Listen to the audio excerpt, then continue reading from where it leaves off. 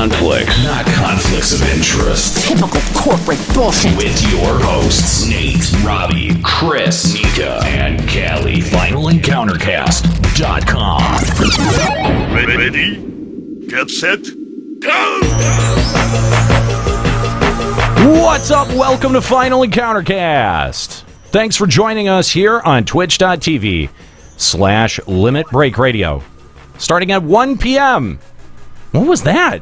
I heard something in the background. Someone yelled. Don't know what that was. Sounded dangerous. Ah, yeah. That sounded aggressive. Anyway, thanks for joining us. Twitch.tv/Limit Break Radio. You can find us on the web, FinalenCountercast.com. If you'd like to subscribe to the podcast, welcome you along. Maybe stop by iTunes or Google Podcasts, whatever the fuck that thing is called now, and leave us a little bit of a review. Let us know what you think of the show. Nate, you can't say fuck. We're trying to be a family-friendly podcast today. Bite me. Fuck that. When did we ever say that? People in the chat are demanding it. They want a family-friendly podcast. When do we listen to their demands? Yeah, when has this show ever been about them? Hashtag hire Kooky. Here's the thing, though. Yeah, that one time. You can make this show about you because we encourage your participation. You can give us a call, Final Encountercast on Skype, 810-207-1764. Wow, what was that? I don't think that was. Please don't send. If someone sent that was Windows 10 sound effect. Oh, it was our good old friend Windows 10. Oh, Windows 10. I hate Windows 10. I know, so do I. Anyway, thanks for joining us. Appreciate having you along today. We're going to see how many technical glitches we can cram into the first 5 minutes. We can do better than this. Also, you'll notice that the lights are not flickering today. We actually had that fully inspected, and it turned out it was a demon. So we've had the apartment. We've had the apartment exorcised, and so it should no longer be a problem. If they start blinking again, it just means that I have to go into the next room and sacrifice small animals until it goes away. Like, it's just Fritz. No, Fritz is fine.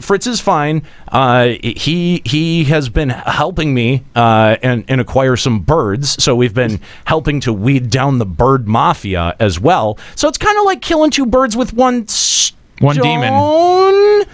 But I don't really use a stone. Just Jeez. Anyway, where are you going with this? I just that I killed two birds before we started the show. I killed three baby bird once. Did you? Why? What? Just to? Why? You could? No, because I was in a construction job and they were, nesting in the eaves. So I took them. Move them. I did. I moved them into the garbage can. And then I dumped the garbage can into the dumpster, and presumably I just figured they died at that point. Yeah, they probably did. What? It smelled. It smelled really bad. For their sake, I hope they did. Wait, all right. So first of all, I'm trying to picture like hard hat construction workers. No, we didn't get hard hats. Chris. Come on, that's expensive. What? What? I think they have to provide you with hard hats. Yeah, well, I wasn't actually in the construction site. I was just like the little bitch boy.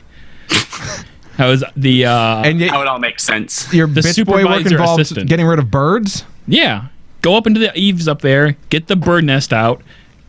If they make you climb up somewhere high, they have to give you a hard hat, right? On a ladder? And a hard. Well, yeah. I mean, it was a house. It's not like it's a skyscraper. So, he was probably like working for a private contractor or something like that. Yeah. No, I mean, I've painted houses under those conditions too. I get it. What was that like?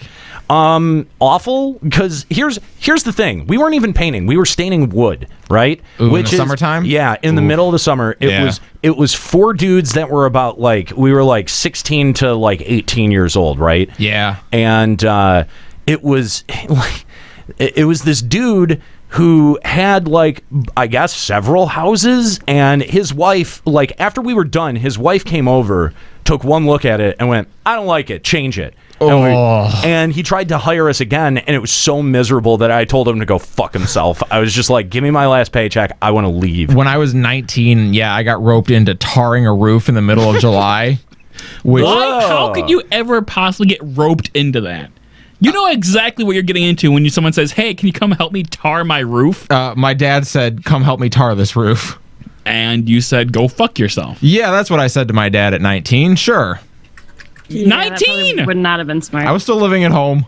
honestly, for me, that standing project, it was like I refused to let myself quit, and then when he was just arbitrarily like, "No, we got to do it all over again," I was just like, "No, fuck this. I did it once, and that was it. That's all I signed on for." I did my time. Yeah, exactly. I'm not doing that again. It's like when you realize that a quest is actually just a repeatable quest, and you're like, "Fuck you, I'm done." Yeah, kind of. Anyway, welcome to the show. Thanks, guys, for hanging out with us. Appreciate having you along. Obviously, Robbie is not in studio this week. We have him joining by Zoom, so if he sounds like shit, that's why. Business as usual. Yeah. Well, but that's, we do... In addition to having shitty jokes, you will also sound shitty. Okay, that's fair. Yeah.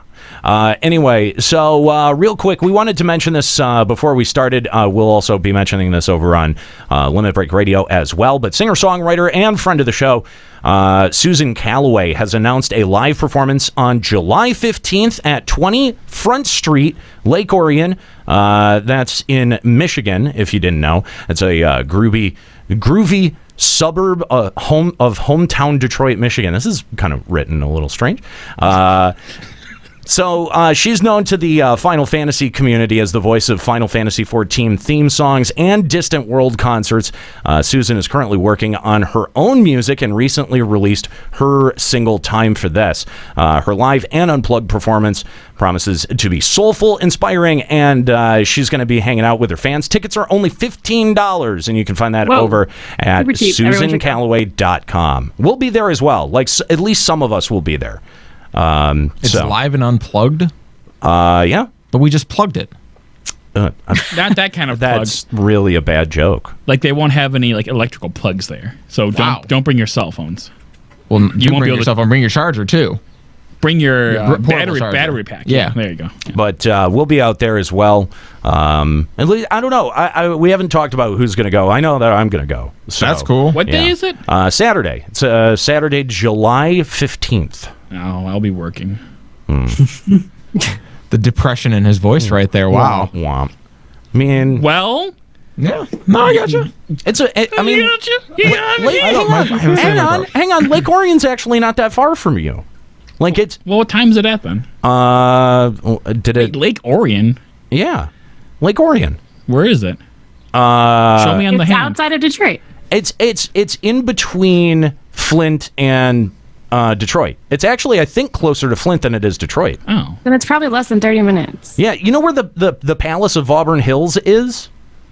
Have you ever... Isn't it called DTE now? No, that's... or is that the other place? That's Pine Knob is now DTE. But you know where the Palace is? Vaguely. Yeah, it's like out there. Yeah, it's near Auburn Hills. It's near Great Lakes Crossing Mall.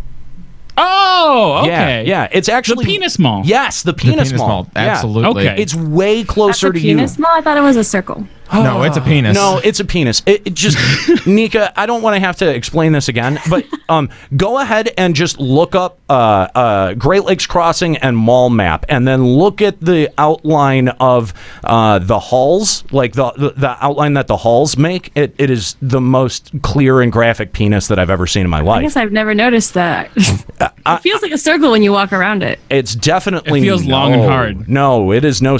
I mean, literally, look it up. There is some contractor right now that is still laughing about the practical joke that he played on that fucking mall. Every day he wakes up, he's like, hey, remember that time I made a penis? Yes, Bob, we know. Have you ever heard that John Oliver bit about the high school kid that painted a penis on his parents' rooftop? You know what I mean? Like I like to think, and this is his joke. I'm paraphrasing his joke. It's not my thoughts, but he goes, I like to think that, on a really hard day, that's all that this kid needed to know. Like, his dad would be on his ass and going, you're fucking up. You're gonna be such a fucking failure. I want you to, you're grounded. And all he needed to do was just look up and go, okay. And because he knew he was the only one that needed to know. And that's how I imagine this contractor living life today. It's like, I made a penis mall. Anyway. We should go to Great Lakes Crossing sometime. No. Oh. I like that mall. There's nothing there anymore. Yeah, GameWorks is gone now. GameWorks is gone. Anything that was cool is gone there. There's the tip. Don't they have an AMC movie theater? That's the only one in Michigan that I could find. Everywhere else is NCG. They do have an AMC theater, but there's plenty of other AMCs too. It's not. There's Not really. that I could find in Michigan, because I only have AMC out here. So when I go to just Michigan. go to Imagine. Just go to Imagine. Well, I get gift I cards think for they've all been AMC. bought That's up what by I'm Imagine. saying. Like Let's imagine. a way better movie theater. Yeah, it's newer here. I've never heard of it. I had an ex-girlfriend that worked for that AMC theater, and it was not a good experience. Look, just go to Flint, go to the Rave 13 cinema, God. and if you get Murderplex. stabbed there, your movie's free. So it works out. Is that an actual like written policy? Like if you get stabbed, your movie's free? Well, I mean, I guess it's more of an unspoken policy, but I feel like if you get stabbed, you should have your movie free. Yeah, that's fair. But will they actually give it to you? That's the question. I think there's bigger concerns, isn't there, than whether you paid for your movie? You might get your Flint. next one free. Kelly, it's Flint. That's fair. That's true. What if they poison you with the water there? I mean, they're You should've already drank doing the that. water to begin with. Yeah, it's your own fault, man. They're You already know. doing that. Anyway, all right. So thanks for joining us today. Appreciate having you along. For Michigan Talk Podcast. Yeah, right. Exactly. It turned into that for like 10 minutes. So real quick, before we start off here, for those of you that are subscribed on the podcast feed, you'll notice that 2 extra pieces of content hit your feed this week. That is because we are now going to be podcasting on-demand segments of our news segments, each hour's news segments, through the LBR Podcast Network. And that's for Checkpoint Radio. So if you guys have not listened to it yet, that comes out the same, within the same 24 hours that we record that news segment. So it is as up to date to that point that you can get. So if you want to keep up with the news, and I don't know, maybe Final Encountercast is a little bit unruly, like you don't have an hour and a half to listen to our, just bullshitting about the headlines, and you want to get through it in 7 minutes, this is a good way to get all of your headlines in a very condensed way. So please, if you haven't had a chance, check that out. You can find that at checkpointradio.com, but you can also find that on the LBR podcast feed as well as the Final Encountercast feed. Currently, as a special, we're going to be doing a couple of more weeks of placing Checkpoint Radio content on the Final Encountercast feed, and then it will go away, and we're going to encourage you to either change your sub over to the LBR Podcast Network if you want all of our content, or if you want to continue to listen to the Checkpoint Radio podcast, go over to checkpointradio.com and subscribe to its feed over there. All right, let's check out what's going on in the news. I'm here to do the news tonight. And that's the way the news goes. Ladies and gentlemen, we interrupt this program to bring you important news. Here's a story that's out of this world. Alrighty, Mike Laidlaw, Dragon Age's series creative director, said this week that, quote, something is happening with Dragon Age. Combined with the Dragon Age team hiring on a lot of new staff, it looks like the wildly popular action-adventure series is getting another installment. Ooh, something is happening. Yes, we don't know what something is, but they're hiring on a bunch of new staff. It's a mobile game combined with a movie. Did you listen to Checkpoint Radio? Because that was almost the exact same joke that we made. I think we joked it was going to be a card game. Card game, yeah. Collectible card game. Collectible There's a fucking card game? Fuck you, no. I wasn't even paying attention, but now I'm interested. No. Card game MMO. No card game. No. I can't Like a Hearthstone but Dragon Age? to be excited about this. Why not? I always loved the Dragon Age series, but I didn't even finish the last game. And even if they were to come out with a new one, I'd just be like, great, what's this going to be? Dragon Age Andromeda? Is it just me? Well, everyone is worried about that, actually. Like, oh, I hope this doesn't end up like Andromeda. I've seen that a lot. Is it just me, or did it sound like Robbie said Dragon AIDS? Well, let's go with that. That's what it wouldn't be too far off of what I'm worried Dragon about. Age Andromeda. Yeah. Dragon AIDS. I think that's a bigger problem to worry about, is Dragon AIDS. Now, would the game premise be around trying to spread the Dragon Age or find a cure for Dragon Age? Please let it be like Pandemic Inc. or something like that. Look, Dragon Age has always been about choices, so you can pick which one you want to do. I know. I mean, I'm Pro AIDS or con AIDS? Do we even know a studio that's attached to this? Like, which BioWare studio is working on it? Because I think there's a pretty massive difference between the two. Well, we know it's not the one that does Or Mass three. Effect, since that studio's down to like that's 3 pretty people. busy. Yeah, that's true. Yep, and I think Edmonton is the one that's working on Anthem right now, so it wouldn't be that. So that, Montreal? Wasn't Montreal the team that was responsible for AIDS? For space AIDS. We're talking about Dragon AIDS. Yes, they were responsible for Andromeda, and they were the ones that got scaled back. Did they... what else did they have to their name? I mean, I know that they didn't have a single title to their name, that most of their work was secondary development. Mm-hmm. But I mean, like, I'm kind of like... Inquisition, or was it Inquisition? Inquisition was fairly okay. It was well received. And then Dragon Age 2 was a fucking steaming pile. I'm just trying to figure out who was working on it previous to this. Delta Prime is suggesting it might be the Houston crew. BioWare Houston. Okay. Yep. All right. Yep, that's another one. I forget that that's a thing. Yep. Nintendo has announced the successor to the NES Classic, the SNES Classic. Like its predecessor, it will not have a cartridge slot, and its games will be pre-installed. How is that a surprise? It's not. It's not. No, this is a foregone conclusion. But that said, the 21-game library is nothing short of stellar, including classics like Final Fantasy VI, Mega Man X, Star Fox, Super Mario RPG, Super Mario World, Earthbound, Donkey Kong Country, and more. Nintendo says that they will be producing the system in a much higher quantity than they did the NES, but only for this year. It will launch at $80 on September the 27th. Ha! I don't believe that for a second.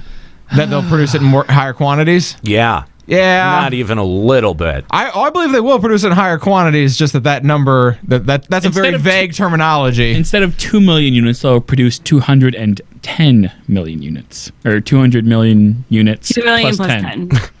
Plus number. Okay, I was thinking that's very small. Yeah, but like the thing is that I think that I feel like the NES, the NES Mini was like just sort of a confirmation of Nintendo's like false, like the fact that they just like they knowingly don't produce enough. There's a term for it that deliberately like under supply. Yeah. Short supply. Short supply. That's it. Thank you. Yeah, that's what I was reaching for. But I feel like all that does in the long run is just create higher prices on scalping or like people on eBay. I don't understand the reasoning behind that. Because then none of that money goes to Nintendo. So that's exactly what happens. Nintendo, the company, but Nintendo's managers who managed to just somehow procure 5 copies for themselves. Now they have a cool $1,000 worth of, Right. We're not doing a Christmas bonus this year, but here's 5 SNES classics. Do with them what you will. I think Lloyd saying artificial demand. I think I was reaching for artificial scarcity, but yeah, because the demand is high, but there's not enough. Yeah, exactly. Yeah. So, but the thing is the lineup of games here is really stellar. Super much. I need this thing. It's worth it, dude. At $80, that is totally justifiable. It's not bad. I feel like the non-inclusion of Chrono Trigger is a pretty big oversight, though. Yeah, why? Why did they forget it? I don't know. They had Super Mario RPG and Final Fantasy 3.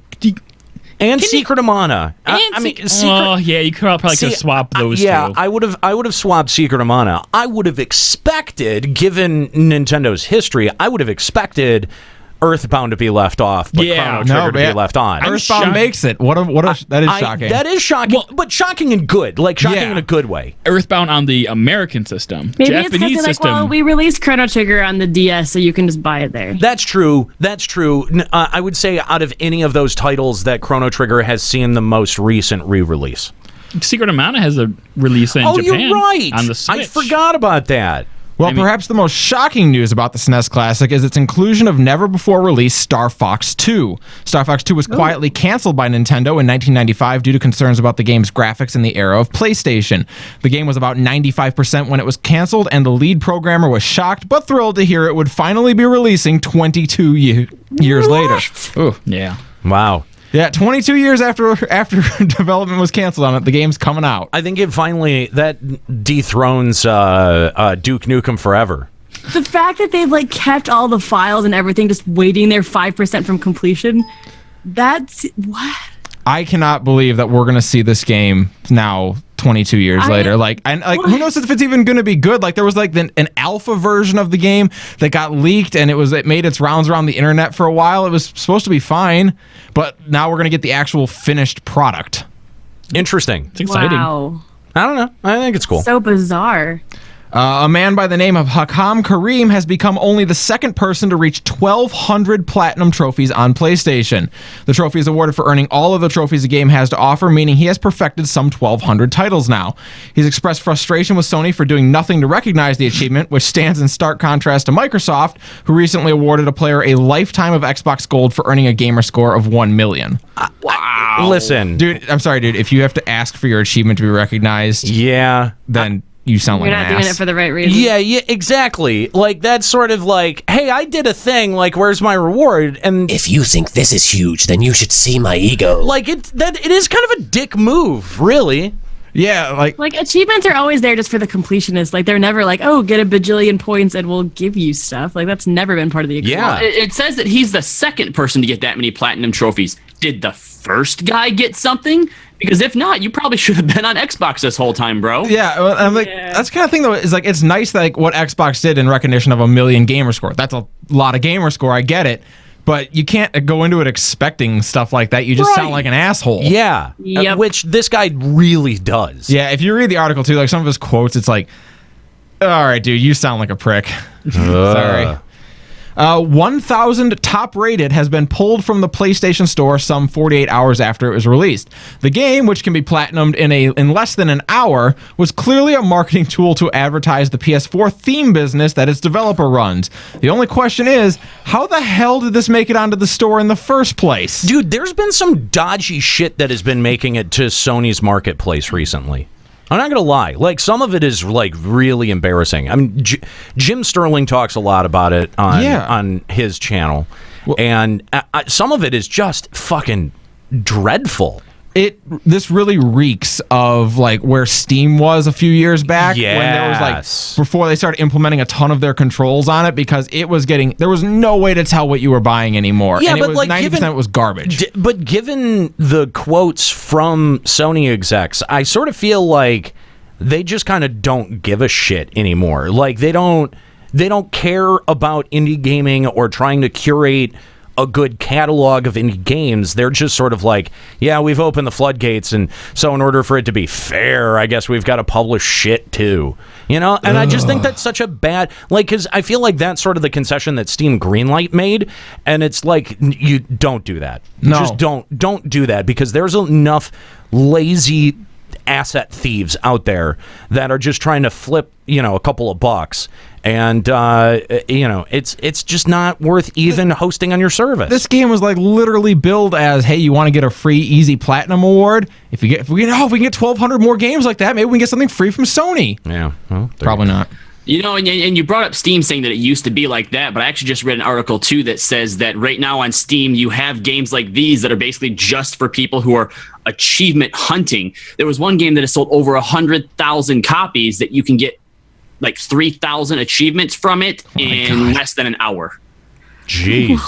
And like that's a thing that people like look for and do. They're like, oh, I need to pimp out my Steam profile. That's a good idea. Well, I mean, probably these people are developing these games specifically for achievement. Yeah, they're trying to exploit that. Yeah. But, like, all right, 3,000 achievements. Like, what are some of these achievements? Press C key? No, it's like levels. It's basically kind of like a puzzle game? No, the shooter hell, bullet hell. Bullet time hell, yeah. And every time you get a level, that's an achievement. Oh, level 1, achievement. Oh, level 2, achievement. Level 3, achievement. Oh, God.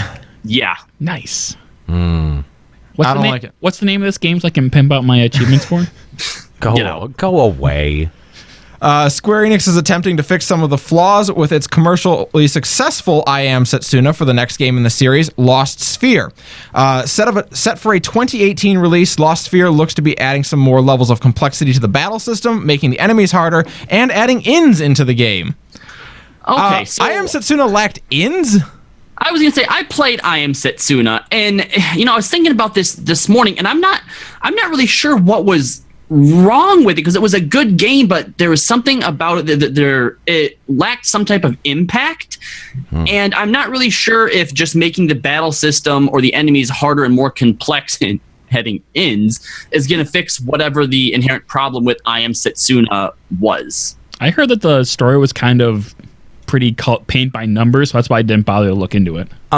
So wait, is What's the story paint by number? Is Lost Sphere supposed to be like a sequel to I Am Setsuna? It says that it takes place within the same world, but the two will not be related to each other. Right. There's 3 games that are going to take place in this world, and Lost Sphere is the second of them. I see. I don't know.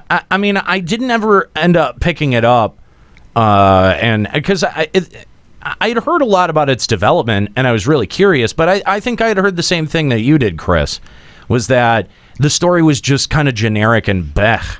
Basically, every enemy ever. It seemed like a Final Fantasy X clone. Like, that's what everyone was like, Final Fantasy X? And the developers are like, that was not intentional. Afterwards, when people started pointing it out, we were like, oh, yeah, I guess it is kind of similar. Not in like, 10. It was like copy and paste. Boo! I see what you did there. Boo! Now, but that's like you see that sort of thing happen, like the guy who's doing who did like Shadow of the Colossus and Ico and all those games. Like, he's working on his next game, and they say, is it going to be similar to Shadow of the Colossus? And he's like, well, we're not designing it to be, but I've said that about all of my games that I didn't intend for them to be similar, and they all kind of get that theme to them. Yeah, I mean, that's the thing. I feel like, I don't know, man. I'm sort of starting to be of the opinion that, Kojima really has it right when he just, like the people who are that sort of treat their work like art and approach it like art and refuse to do things like explain or justify things or try to I think the greatest thing about Hideo Kojima was the fact that he didn't feel like he needed to satisfy his audience, that he was just making shit that was interesting to him and that he was able to get under Konami's radar, and as long as it had Metal Gear Solid on it, they didn't fucking care. Like, they just kind of gave him a wide enough berth for long enough that it was like, yeah, all right, I can do my thing. And not enough, like, there are so many game designers and game developers that end up having to placate their own audience. Like, I can't think of anything worse as a creator than the question like, oh, is your new thing exactly like your old thing? Like, I fucking hate that. Like, yeah, that would be annoying. It really would. And the thing is I'm starting to see this attitude play out with Twin Peaks fans, and I know that you guys are going to groan at me, but let me draw a parallel here. Twin Peaks was a series that aired from like 1989 to 1990 and had this big 25-year gap, and now it's being revived on Showtime. And the thing is that there was a really specific aesthetic that went to the show. It was very like hometown, and like it was David Lynch has this very, very like good way of depicting like a small town life that seems much more idyllic than what the reality actually is. And this new series is actually like so much more contemporary and different, and like it breaks the mold of even the original show, to where original fans are like, I don't know how to handle it's too like even like fans of Twin Peaks, which is a weird show, are like, I don't know how to handle this new shit, man. And then like David Lynch fans who have kind of followed his work after Twin Peaks are sort of like, this is fucking phenomenal, but it's so like, it's among the weirdest shit he's ever made. And you see this divide start happening between like people who are like I think that this is brilliant because I have no idea where it could go next, like, and are just in it for the ride, versus the people who are like, yeah, but I want coffee and cherry pie and Coop and all of the like things from the series that they were able to latch onto like a life preserver in the midst of all this weirdness. And I really like that there is no kind of like central pinning thing that like, like it's all this big mystery, and that's what that show was always supposed to be, a big mystery. So, fan bases are really fickle like that, and they'll come back and keep going like, well, but we want that same thing. And then if you give them that same thing, they're like, yeah, but that's It's not as Yeah, good I this feel time like around. you fall into two schools of thought, because this is whether it's a continuation, a reboot, or a sequel. You have the people who want it to be the exact same thing, or you have the people that applaud it when they take what there was and they do something different with it. And you can never obviously satisfy both sides of that spectrum. Right. Well, but that's the thing, is that I definitely fall into the camp where it's like, if you subvert my expectations and do something that I'm not expecting, that is so much more impactful in a long-term perspective for me. You know? Like, that's what I want out of media. And it doesn't matter if it's video games or movies or television. Like, that's definitely what I want my media to do. I want it to challenge me. Yeah, I think that I probably fall into that same camp with you. That sounds very tiring. I just want flashy things to happen in front of my eyes, and I don't have to think about it. Well, that's what I want. Do you just want to watch a movie? So Michael Bay movies, like the Transformer movies, those are good? No. That's pretty much more like Game of Thrones, where there's like boobs and stuff. Sometimes a flaccid dong. Speaking of which, Game of Thrones this month. Oh, It's wow. back this Is month. it really? Like 2 weeks, I think. 2 weeks away, yeah. Holy shit. I'm so focused on Twin Thank Peaks, God. I had no idea. Oh, man, that's not... See, I've been looking for something to, like, carry me through to Sundays, there's 10 more episodes of Twin Peaks. Yeah. Sundays at 9 p.m. are booked for me all the way until that ends. And I'll catch up. I'll wait on Game of Thrones. I'll catch up later. What? Well, Game of Thrones is not till 11, right? Isn't Game of Thrones I thought it was 10. I thought it was... Oh, is it 10? Wary of them spoilers. Yeah, no, I think you can do both. What a great night that would be. Yeah. Well, do you remember how Chris got spoiled on what was that, from the Force Awakens? He found a gift that showed a chick like pulling up her shirt or something, and then it switched to Han Solo dies. Oh yeah. Yeah. That's pretty brutal. I actually had and that's the thing, is I'm usually pretty good about avoiding spoilers, right? Like It was on Facebook. I know, but I've done entire There was seasons. a hot chick. I've done entire seasons of Game of Thrones without being spoiled on shit, right? Like, and I'm talking recently, like the season that the Red Wedding happened. I watched that probably 6 months after the season concluded. Didn't have it spoiled on me.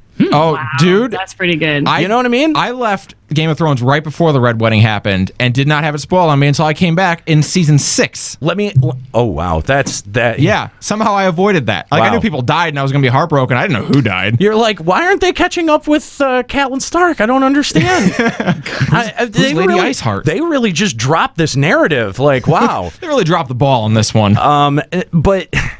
But speaking of Star Wars, The Force Awakens, I had that moment spoiled as I'm walking into the theater with my family by a kid walking out, going like, I really liked it, but it was sad when Han Solo died. And I went, Wait, son Dad, of a... really? I wanted to boot that kid in the face. That's like straight out of Family Guy.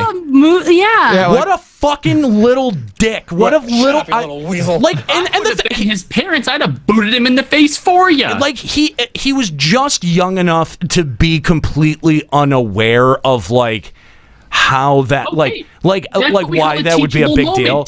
But I mean, like, I seriously wanted to cave that motherfucker's skull in. I was just like, you asshole. We in our group, so we all went to go see like the 11 o'clock show, I think it was, for that. And so there was the 9 o'clock show getting out as we were waiting in line to get in.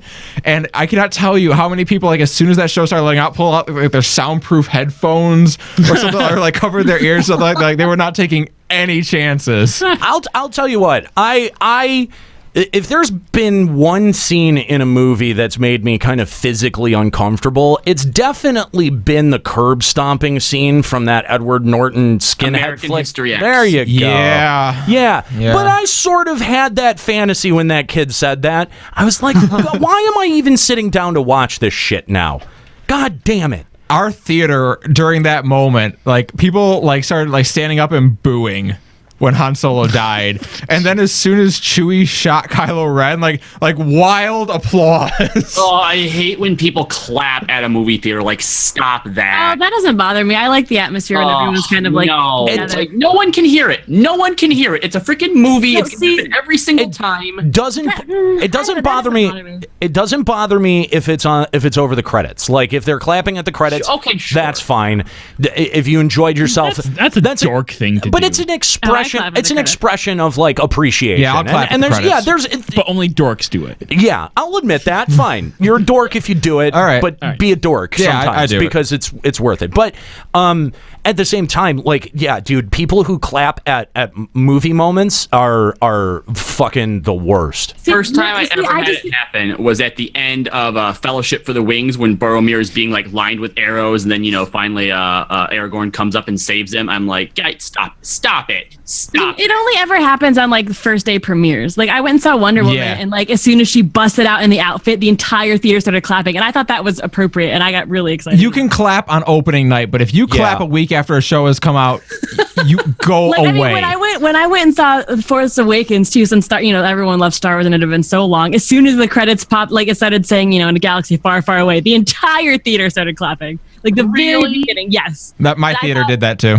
And I mean, we literally went to the first showing Thursday night. It was the absolute first, and it was. Did no one see that coming? I mean, like, come on. It's called excitement, idiot. Yeah, excitement. Exactly. I think you're the It's one. been like 10 years of build up for What's this. way worse is we went and saw Despicable Me 3 on Friday, and this person behind us, every time something funny would happen on the screen, someone goes, "That's so funny." And Oh my and then, God! Like, he's no, like hanging there in front of the whatever, and like it was in the trailer, and then the person goes, "Oh my gosh, so embarrassing!" I'm like, "Oh my God!" Yeah, that is way worse than clapping. Like, Are we in Seinfeld right now? What the fuck is like? Honestly, can you imagine someone in a comedy club trying to do that? Like after every joke, that's hilarious. I don't have to imagine. I experienced that where someone was doing that on open mic night. Oh no! Yeah, I felt so bad for the person up there, like who is just like, I didn't know if they were trying to actually heckle them, but they would like do this like really loud, boisterous laugh and go, "Oh my God, that's hilarious!" And now the guy up there is just gonna be like, "Sure was. That's why I told the joke." Yeah, like, I think there's definitely a way to handle that and just be like, with a gun. Like, yeah, that's one way. But just point.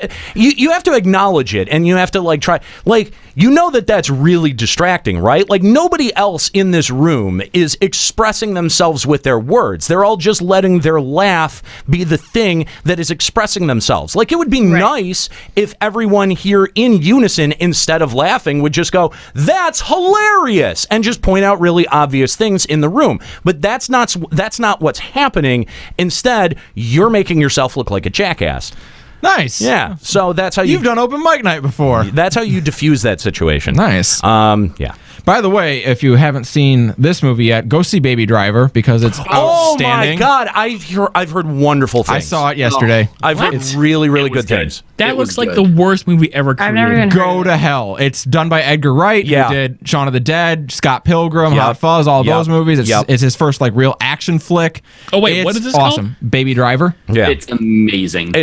Wait, this is different from that like baby business. No, not the Boss Baby. Boss Baby. Oh, okay. No. Okay. This is Baby Driver. Baby and Driver, it's dude, so good. It really does look really, really good. I've heard very, very positive things about that. I really want to see it. It's one of the first movies that I've wanted to see in a long time. But just real quick before we move on for this, just talking about appreciation. After the last episode of Twin Peaks, after episode number 8, Yeah. I wanted to get out of my bed and clap. Like I wanted to stand and clap. Good job, dork. But I realized how insane that would have been just alone in my bedroom. But just nobody would know. So just why not? fucking. But He'd know. But do you know who would appreciate the insanity of you getting up and clapping Probably alone? David Lynch. David Lynch He'd be all probably over would've. that shit. That's right. I would have just looked like Shia LaBeouf mimicking the fucking Citizen Kane moment where I'm just. I did not mean to hit my microphone. No, you didn't, but You're we some appreciate kind it. of moron, you know that? And that's all we have to say about I Am Setsuna. Oh, yeah, that's how we got Oh, wow. Wow, what a Yeah, trip. that's how we We've got been there. on a journey today, guys. Yeah.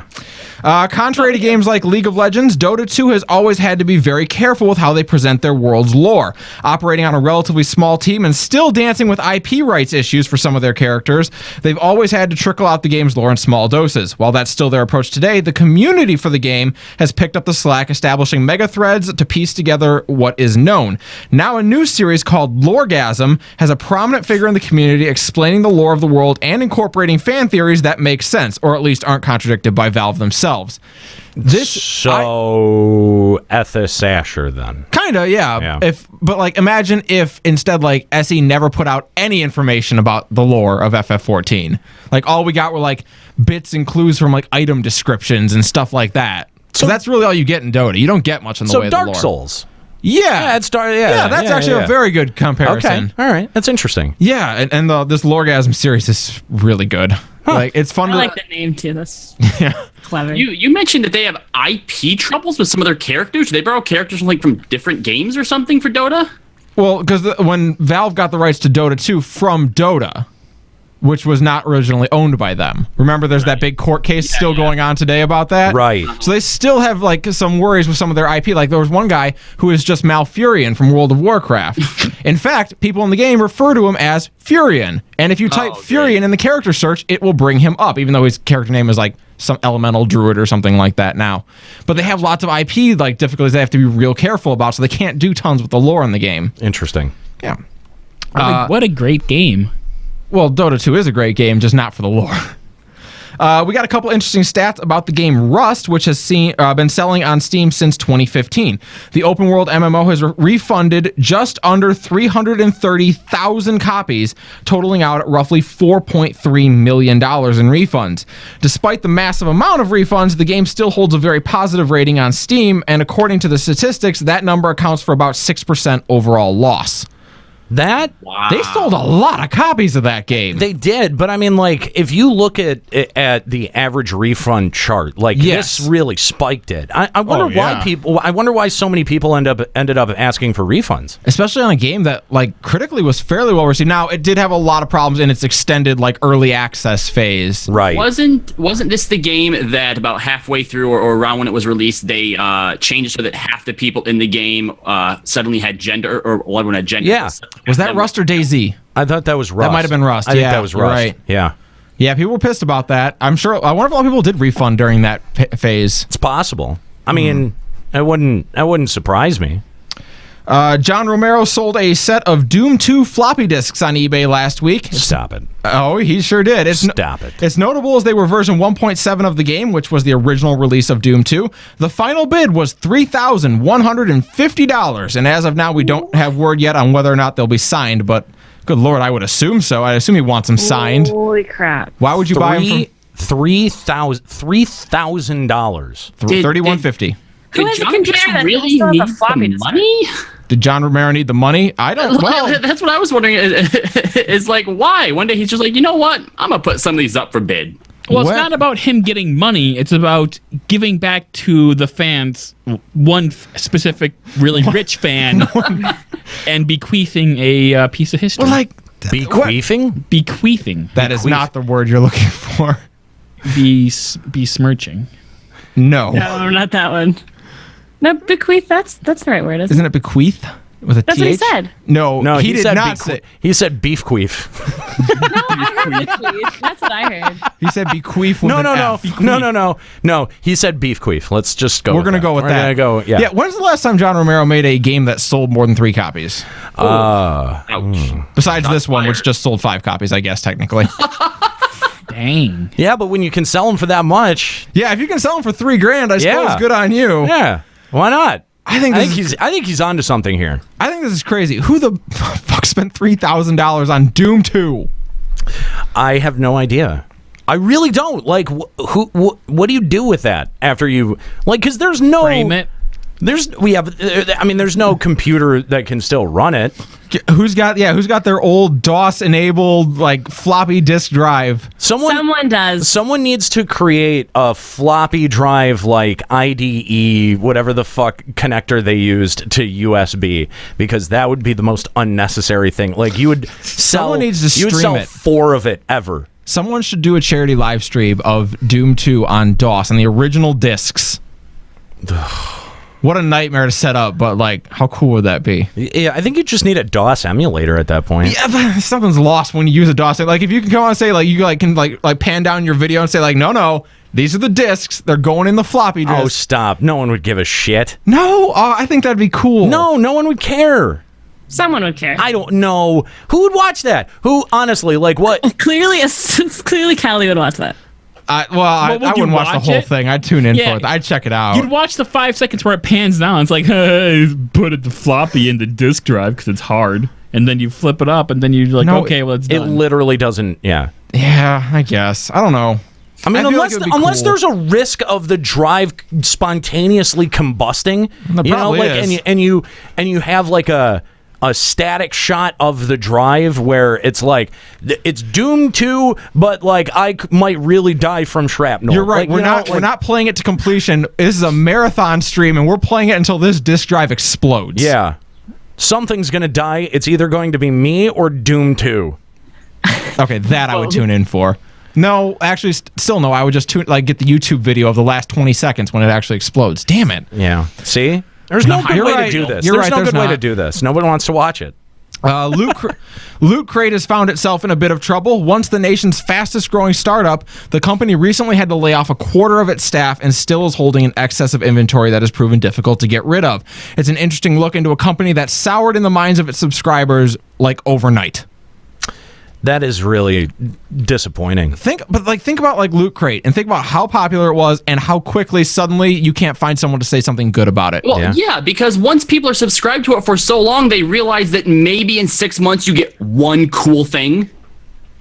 And the rest of it's just junk. Well, that's why I only ever subscribe to like specific Loot Crates where it's like, oh, this month it's going to have a Witcher item in it, so I'll sub for that month and then I unsub. But the thing is, they're exactly the same problem as the Loot Crates that you can buy at so many conventions. Is that there really is like one item out of there that's even worth keeping, and it's like a toss. It's junk. Yeah, it's a toss up whether that's going to even be like a series that you like. And another thing is like Loot Crate expanded into so many different areas so quick. Like they had like their wrestling Loot Crate, their anime Loot Crate. They had and it's just like I don't know that you get a lot of people subscribe for those specific things, but you have to have so much inventory. I mean, it was definitely an ambitious business model that proved. And there's so many knockoffs of it now too. That too. Yeah, it's hard to hold that market, especially if there's other brands that are doing slightly better merch. Yeah, no, I mean that's a good point, and I think.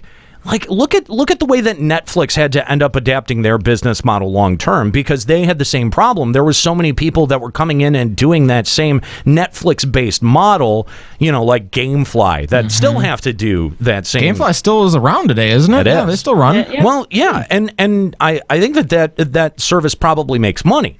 Yeah. Oh yeah. But at that time, Netflix was looking at stuff like that, and Blockbuster had a competing service, and you know what I mean? Like, oh my, I forgot. Blockbuster had a competing service. Oh yeah, Redbox also had one for a while too. Redbox is still out there. Redbox is still out there in a far more limited capacity, but they used to have a mail service as well. And the thing is that Netflix saw that, and they, think of the way that they ended up adapting.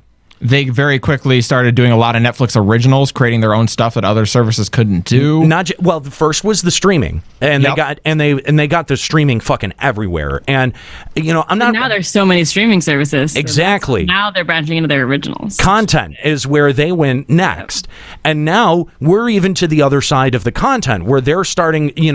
Some of these programs like Sense8, and there was another couple that got the axe this week or last week. I hope not House of Cards. No, House of Cards was not one of them. But that's the thing is that they've now gotten into this game, and they're having to do the same thing that a lot of networks do. Yeah, is kind of selectively choose which projects continue. Not every project's a winner. A lot of Sense8 fans were really, really upset to hear that Sense8 was not going to continue. I saw rage all over my Facebook for that. Maybe they should stop being so sensitive. Good try. No, it wasn't. No, it wasn't. It was a poor attempt. So yeah, but that's the thing is that Netflix, to their credit, has always been very, very smart about the way that they run their business and the way that they adapt their model to the way the world is changing. They're very proactive. Yeah, very much so. Oh, this is great. So the Patreon for Cross VR, a company creating a bridge between Oculus Rift's SDK and Vive's OpenVR, just got an interesting new backer. Palmer Luckey, the original creator of the Oculus Rift, has backed the project at the $2,000 level. Luckey left Oculus under bad circumstances earlier this year, so it's up to us to wonder what his motives are for backing the program. I have an idea what his motives are. A giant middle finger to Oculus. Yeah, that sounds about right. Yeah, what CrossVR does is it lets you run Oculus exclusive games in Vive. Oh, really? Yes, that is what the hack does. I see. And yeah, now So then, yeah, so the guy who used to own Oculus and help create it now is backing that project at the $2,000 level a month. So is that like the equivalent of like running a Super Nintendo game on a Sega Genesis or something? That's a very good comparison, yes. Wow.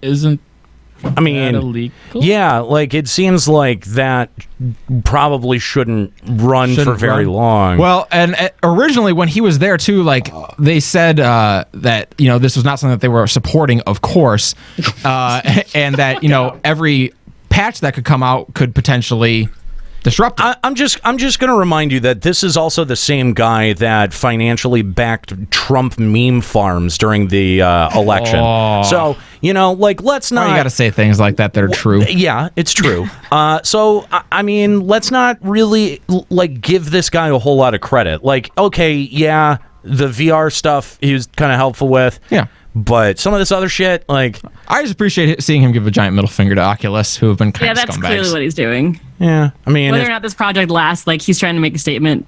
If John Tron gave a giant middle finger to YouTube, would you care right now? If John Tron gave a giant middle finger to YouTube, that would involve him making a video. So you know what? Go for it, John. We haven't seen a video in 7 months. Yeah, I wonder why. Yeah, I wonder if something on Twitter has something to do with that. I wonder why. He is coming back relatively soon, though, I think he said. We'll see how that goes over. To a much smaller fan base, I would suspect. A much more hostile and critical fan base, too. Yes, I would imagine. There's definitely going to be a period of him taking his lumps, I think. Well, not that he hasn't been taking his lumps for about 7 months now, but... but I mean, at the same time, though, it's weirder when it comes from, your fan base. You know what I mean? That's true.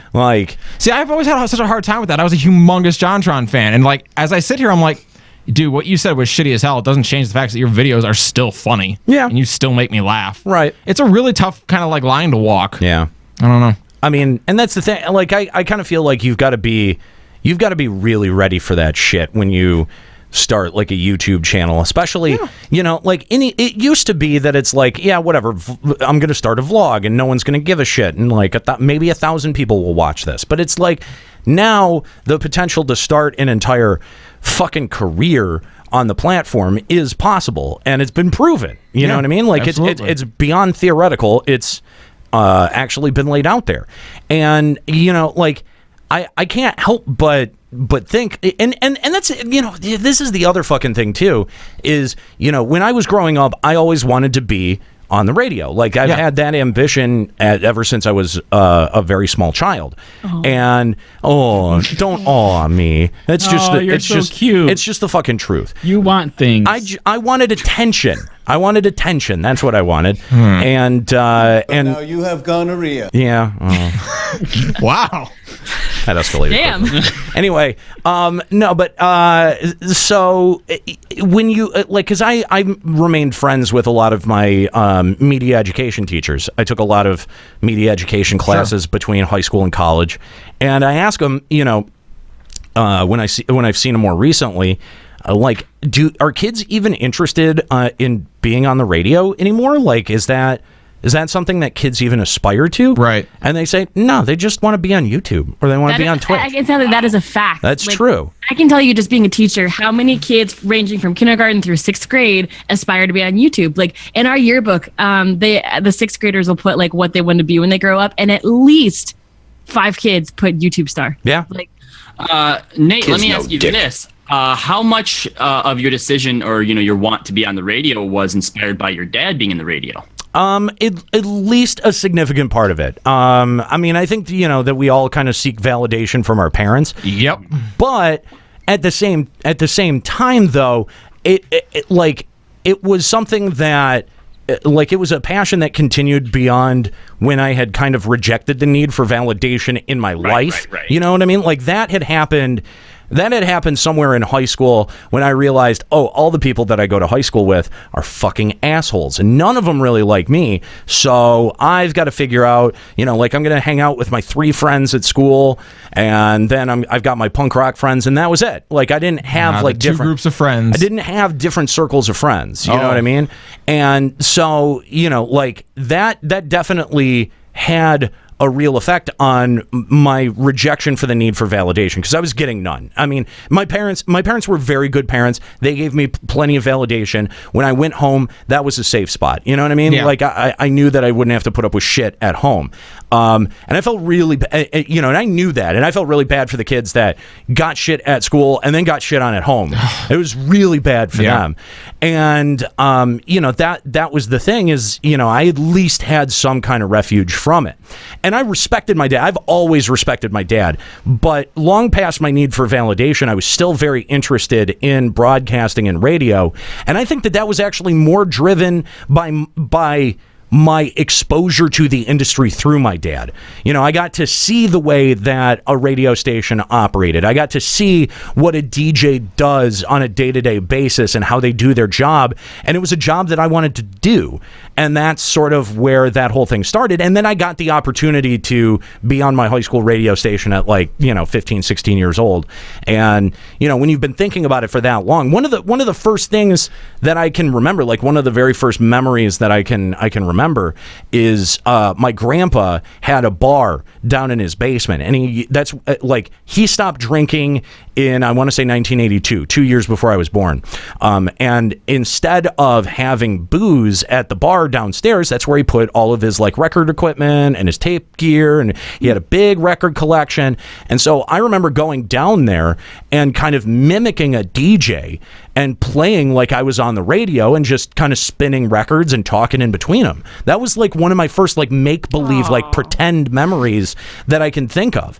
And set up plushies so you had an audience too? No, fuck no. I didn't want an audience. I didn't even want my parents or my grandparents to hear me, because in my head I was not very good. I couldn't sound like the people on the radio, and I really wanted to. And so it was one of those things where it was something that I latched onto when I was very, very young. And I can't say that it wasn't because of my dad. It absolutely was because of my dad, and his involvement with the industry. But it wasn't neat. It wasn't driven for a need for him to say you did a good job or anything like that. But it was more I just got exposed to the way that the business is run, and I was like, industry where they don't drug test you and you can just talk all day. I'm in. Sold. Let's do it. One of those things matters more than the other. Yeah. Right. Sounds like pizza delivery. Oh, you know what? I'm really going to look into this. I'm going to look into becoming a pizza delivery boy. That's my new aspiration. My parents will be so proud. I'm proud. Thanks. Fans have been eagerly awaiting some more news on the upcoming Shenmue 3. This week, the game's new logo debuted, along with confirmation that the game will have new announcements and footage coming at Gamescom 2017. Shenmue 3 is currently slated for release in the second half of 2018. This is the one that Sony put the Kickstarter out for, that they were like, it's just to gauge interest, that everyone got all up in arms about, right? Yeah. Well, it's only gauged interest, $6 million on Kickstarter. Yeah. So now people want it. Still not out yet? No. When was that Kickstarter? 2 years ago. It was 2 years ago. E3 2015. Yeah, because we talked about it on our E3 show last year, I think, didn't we? Or 2 years ago. Mm-hmm. No, it would have had to been last year. It happened right before we began Final Encounter Cast. Yeah. So who's excited for Shenmue 3? I didn't play much of Shenmue 1 and 2, so I mean, it's a good series, I know, but maybe 10,000 Sega diehards, but that's it. The Sonic furries. Well, apparently $6 million worth of people are excited for it. I mean, I guess. In contrast to prior Mass Effect games, it's now being reported that Andromeda will not receive any single-player DLC. A Facebook post alleged that a company named Sinclair was working on DLC, but EA nixed that idea. Poor critical reception is seen to be the main reason that Andromeda will not see any single-player DLC. Robbie, why couldn't you be more excited about Andromeda? Robbie, just admit it. This is all your fault. Admit now, that it's just that this game was bad. It wasn't, though. Have you seen the facial animations? Wasn't bad. There are, look, this is a whole nother discussion, all right, that we don't have time to have right now, but there are a bunch of things that went into why this game ended up the way it did, just regardless of even just the stupid animation glitches that people are up in arms about. The game was not as horrible as I suppose everyone is thinking. And I've actually been having a lot of... It was not a great game either. No, you're right. It wasn't a great game, okay? But it wasn't a bad game either. And that's how I feel. I've been having with a ton of people that were sort of in that game sucks kind of phase, because they were taking this single game that was supposed to be the start of the new franchise, of the new trilogy, and most people don't even realize they're doing this. They were comparing it to the entire trilogy as a whole. And so if you do that, of course, this game is going to seem like it's less than what the other ones were, because this game, what it did, for the story and the way that it set stuff up, was so much better than any of the other. I agree with you to an extent. There's a lot of me that was my enjoy. But the way I looked at it, there was a lot of my enjoyment of Andromeda would depend on the future games that come. So I was yeah, this is pretty cool if the next game follows this. So Cern is pointing out to me that it's really weird to hold my enjoyment of a single game based on what its sequels are going to do. It is. But is that the game's fault? Hold on. Isn't Yes. Mass Effect all based around all the choices you make throughout the entire game series? So shouldn't it be based on the games next in the series? The first 3 games were, but that wasn't anything that they promised with this game. It's not like they said Mass Effect Andromeda is going to be a trilogy. Yeah, they did. No, they didn't, actually. They said that we're going to make this game, and we have no plans to do a sequel or a trilogy or 7 games. If we end up making 7 games, cool, we make 7 games. But they didn't have anything concretely planned that, yes, this is going to be 3 games. Okay. And the way that it ended, with all the different... I don't want to say that they were loose plot threads, because the game had, a good ending. But there was a lot of open plot stories.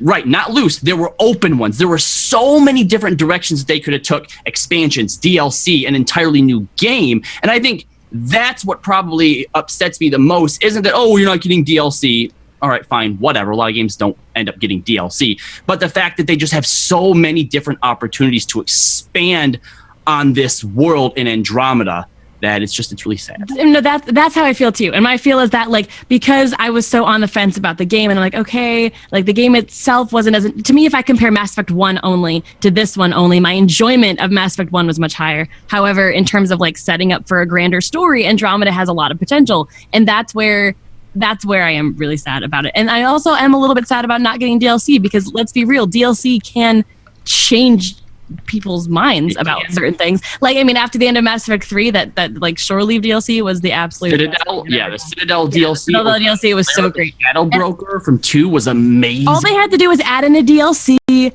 that had, it could even be finding the Turian arc for whatever reason. Corian. That's what I meant. Corian arc, and making the gameplay better and the animations better, and everybody would be happy and excited for the next one. Well, that's make a good game too while they're at it. Have fixed a lot of the stuff that people were bitching about, but at this point it's too late. The damage has already been done to the brand. Nobody cares. Exactly. Anyway, fair enough. Fucking nerds. Sorry, this game, me and Robbie are both very passionate about this. We know. Yeah, it's too bad that it's terrible. Yeah, I wish it was good, but it's not. It's not. Maybe if you compare it to a game that sucks, it'd be a lot better. Yeah. There was that Ghostbusters game that came out at some point, and that was really bad, I assume. So I guess compared to that game, Andromeda's not so bad. I heard really mixed things about the end of 3. I heard that the ending of 3 was pretty lackluster. Until they had of the branching story paths? Until they were forced to update the motherfucker. And it was still bad even after they updated it. So. That's depressing. It sounds like Mass Effect is just It was better, but it wasn't bad great. genre, a bad series of games altogether. Oh my God. No, People stop. just need to accept that, just like in life, your choices don't matter because at the end, you die. Yeah, I mean, that is true. Okay. He'll be missed. Anyway. So anyway, Volkai needs to shut the fuck up in our chat room. Apparently, the rumors of this have been kiboshed, that there's no company named whatever. Sinclair. Eclair. Eat a donut. Honestly, I mean, I feel, on the one hand, I do want to report things correctly. On the other hand, goddamn Volkai, do you have to be such a dildo about it? I'm sorry, what's his complaint? There's no company named Sinclair that was working on DLC. That's what I said. I'm upset that we're not talking about the whole fact that some people were like, "Oh yeah, no, we know what's going on." Nobody cares about that. Apparently, he did. Your verbiage was pretty poor. You said nixed that idea. You should have said EA discounted. Okay, yeah, that fine, whatever. fact. Here's what it says. A Facebook post alleged that a company named Sinclair was working on DLC, but EA nixed that idea. Sorry. Fucking listen to what we say, Volkai. I was confused too. I thought what Ascalia was saying is that Sinclair was working on DLC and EA said, we don't really want DLC Sinclair, so you're going to shut it down. No. Remember. By saying EA nixed that, I thought he meant he nixed the DLC. I will try to remember the fact that there was a company. Remember that my question to Robbie was, are you just ready to admit that this game sucks? And then it just spiraled out from there. And Volkai just took that as an opportunity to become our de facto news editor. All right, well, I'll word things more simply in the future. Let me make sure this last article is okay. Okay, to be fair, you did make it sound like they nixed the DLC, not the idea. Nika, don't defend him, please. No, because that's exactly what I thought. When Please you don't read it defend until just now, I was still under that impression. No, it's even worse than that, Nika. They just flat out aren't going to do DLC. Nothing was canceled. They just don't have plans to do it. Maybe our copywriter shouldn't write copy at 2:00 in the morning. I wrote this copy at 10 a.m. Thank you. Well, he kiboshed that idea. I nixed it. You really like saying kibosh. All right. The co-founder, that's the guy who helped start the company, by the way. Oh, okay, good. Of Arcane Studios. That's what Arcane with a K, not a C in it. Oh, helpful. Raphael Just want to make sure that we're factually accurate. I'm going to be accurate here. He has announced... Is that how you pronounce it? Cole Antonio, yes. Is that Italian? Yeah, what's his heritage? Raphael Cole Antonio? I don't know. And I don't care. Is he a turtle? Wow. Okay. Anyway, did that one take you a minute to process? It did. It was sort of like you got the spinning color wheel for a second. I straight up cause I immediately went to the turtle in Dragon Ball Z. I'm like, was his name Raphael? No, that doesn't make any goddamn sense. It was the Ninja Turtles. Yeah, I got it now. Thank you. Anyway, he's announced that he is leaving the company, or retiring, stepping away. He's retiring, or is he just leaving, or is he just quitting? He is quitting. He's leaving. Oh, so he's not retiring. He's not going to be picking up another gaming job. Oh, okay. Do you know what he's into? So after 18 years, he's leaving. From their first game, which was Arx Fatalis, to the Dishonored series, and most recently Prey, Raphael has had a great run with Arcane and is now leaving to spend time with family and plan the next phase of his life. Oh, whenever they say spend time with family, something shady went down. You think so? Do you not watch politics at all? Whenever I can avoid it. Whenever somebody whenever someone leaves a company to spend time with family, that means some shady shit went down and they have to leave immediately. Otherwise, bad stuff's going to happen. I like how he starts citing politics and then goes immediately into business. Yes. Aren't they the same thing nowadays? Business as usual. Yeah, okay. Okay. Yeah, so bummer to lose Raphael. He's good. I like the Dishonored games. Really go with the sigh. I don't know. Do you think this is going to hurt the studios? Maybe. I mean, that when you lose your creative director, it can. Yeah, it definitely, your studio can flounder for a little bit. That's for sure. Anyway, for more information on the news and other stories, I don't know, ask Volkai. He's our new editor, I guess. Yeah. Since he's got all the fucking answers. Anyway. All right. So before we move on to our discussion here, couple of things worth noting. Last week we talked about the Pokemon Go gym battling updates. Sure did. People were happy about that. Since then, oh yeah, I saw that. People were thrilled that we decided to dedicate an episode to that. It's fun because I like our listeners now just call this a Pokemon Go podcast. Which can we do that? You know what? That's not, maybe we should. Maybe we should just turn it into a Pokemon just Go scrap podcast. That would be FEC. a difficult. Final Encounter GoCast. It's an hour-long podcast. Go. We would just talk about our weekly adventures. Yeah. every single week. Are you fucking kidding? Yeah, that Trainer Tips channel uploads something every fucking day. Have you watched his recent videos? No. He is so depressed because he hates the game, I feel like. Really? Aww. He's just like, oh my god, it's like the Limit Break Radio version for Pokemon Go. It's got to be brilliant. You're not wrong. Yeah, wow. I mean, his reviews have got to be scathing. Well, he wants the game to be good, but he's just like, this is just how it is. I mean, I haven't seen a video since the raid battle, so maybe he's changed his tune, so to speak. That's really funny. But, I haven't. Prior to that, I've kind of checked out from him. But it is worth noting, real quick, before first of all, that the gym battles have gotten better.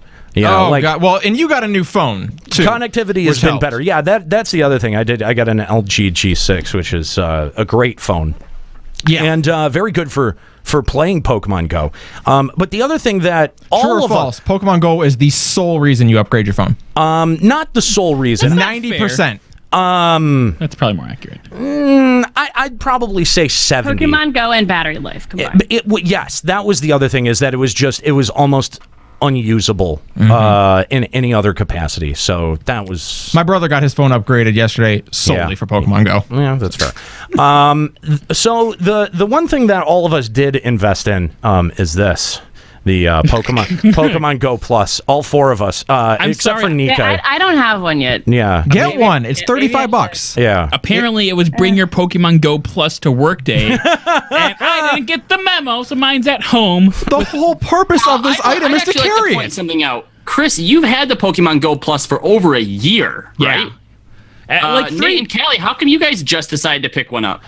Because I hadn't been having troubles with Stardust until just recently. Bingo, yes. And now that Stardust is very scarce and I need a ton of it, Pokemon Go Plus. To be honest, You're welcome. I've actually been using it a lot more at home since I just have random shit that's up all the time. I used to just load up the app and look past all of the Magnemites and Whoopers that would be up, and now I just when it's a one-click thing and it doesn't take like 17 seconds after you engage a Pokemon to go into the catch menu, like that is all really helpful. Yeah. So just kind of real quick to give people an idea of how this little thing works, because I think it is a little bit confusing unless you know. So one of the first things is that when you use it is just a single click to engage and attempt to capture a Pokemon. Now your app screen, if you have your app screen open, you are getting feedback put to the screen, but it doesn't literally engage and throw the ball. You don't see any of that. Oh, okay. It just there's an indicator above the Pokemon that it's currently targeting and telling you that if you hit the button, it will capture or attempt to capture, and then it throws a single ball. You've basically got that one Pokeball's chance to capture it, and if it doesn't, it runs away. So the other thing that it's helpful for is just clearing shit off around here. Map. Yeah.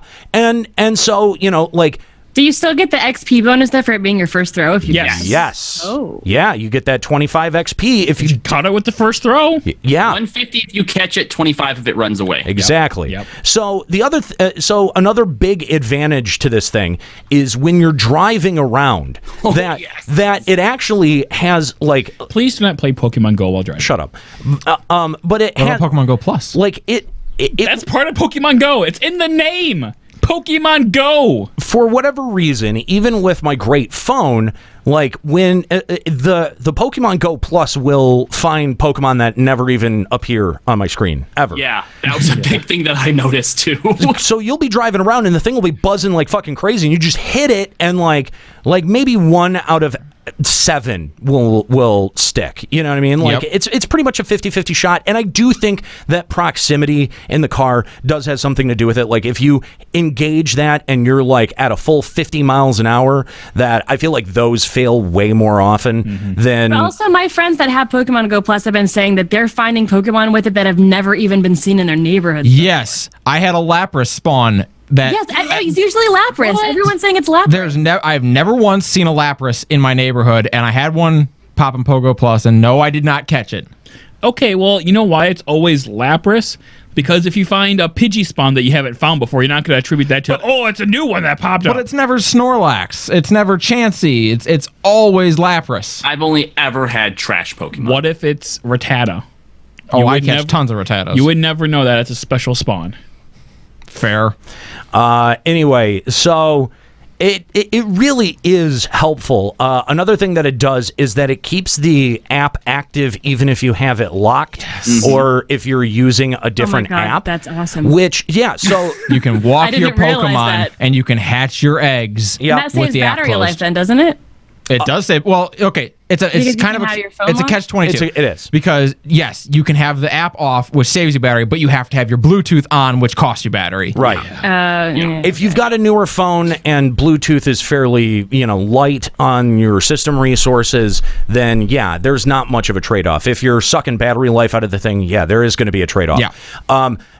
For what it's worth, I had my phone off of the charger all day yesterday, and I ended the day. Nika, I think I was just hitting 10% when we were streaming last night. Something like that. Like you said it was all day. And I hatched all 10 eggs. Like that was the first time, nice. dude. That was the first time, maybe ever, that I've been able to clear all of my eggs before the next time I went out stop farming. That is exactly what I'm doing before Pokemon Go Fest. Like right the day before it ends, I am hatching all my eggs. Yeah. I just hatched a Larvitar during the news. Wow. Congrats. How many candies? Like 21.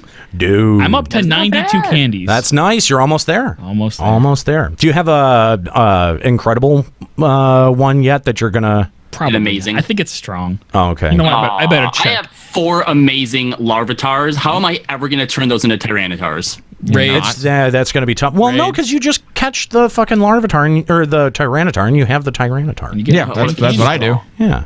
Anyway, all right. So, I just wanted to make mention of that. Another thing that I wanted to make mention of before we get into the topic here is that on Checkpoint Radio this past week, we had to nix our first story ever. We're not going to talk about this too much, but being that the suggestion for the story was originated through Discord and through Final Encountercast fans, we did want to say at least something about it real quick here. Yep. So the Alex Maurer incident situation. That was something that we were going to set aside and talk about on Final Encountercast, and we had actually even gotten a lawyer. On Checkpoint, you mean? For Checkpoint, sorry. Yeah, that's what I mean. We'd even gotten an entertainment lawyer to come on and talk about it with us because there are some, greater implications of that whole thing that, I think are really important to talk about.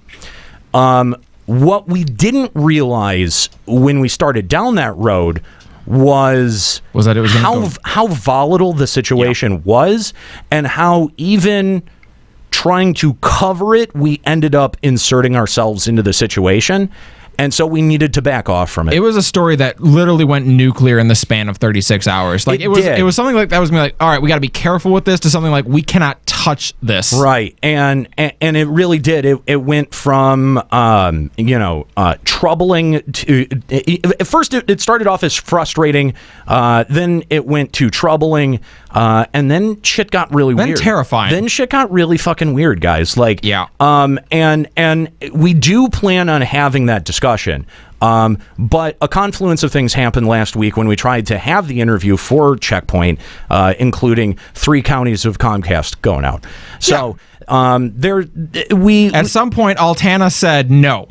Yeah, someone stepped in, and there was some kind of divine intervention, I think, in that one. So it is a discussion that we're going to have, maybe not directly connected to that. We're definitely going to have our entertainment lawyer friend on, yes, to do a segment and to talk about, I would say some of the same questions that we would be asking as a direct result of this. But again, I know that the suggestion came from our chat room that people really wanted to hear what our opinions on this was and our take on it was. And we would have loved to give you that, except it became way too real. Like, it became way too real and dangerous for us to offer comment on. So that does happen every once in a while. And, we like to have a lot of fun, and we are pretty irreverent on the show and most of the shows that we make. But the thing is that, when there's someone's real life health and safety at risk, like that's when the bullshit kind of stops. We can't go down that road anymore. Right. Yeah. We were prepared pretty full on to talk about someone who we thought was being a dick, and then we realized this is a lot more than just that, and we need to be careful. And by the time Wednesday rolled around for recording, it was like, we can't. Yeah, there's no way. Yeah. So we are sorry if you were looking forward to hearing about that whole situation. We are going, like you said, we're gonna have a discussion about it, kind of outside the context of Alex. Yes. We're going to try to have the more discussion about the repercussions that may come out of things. Yeah.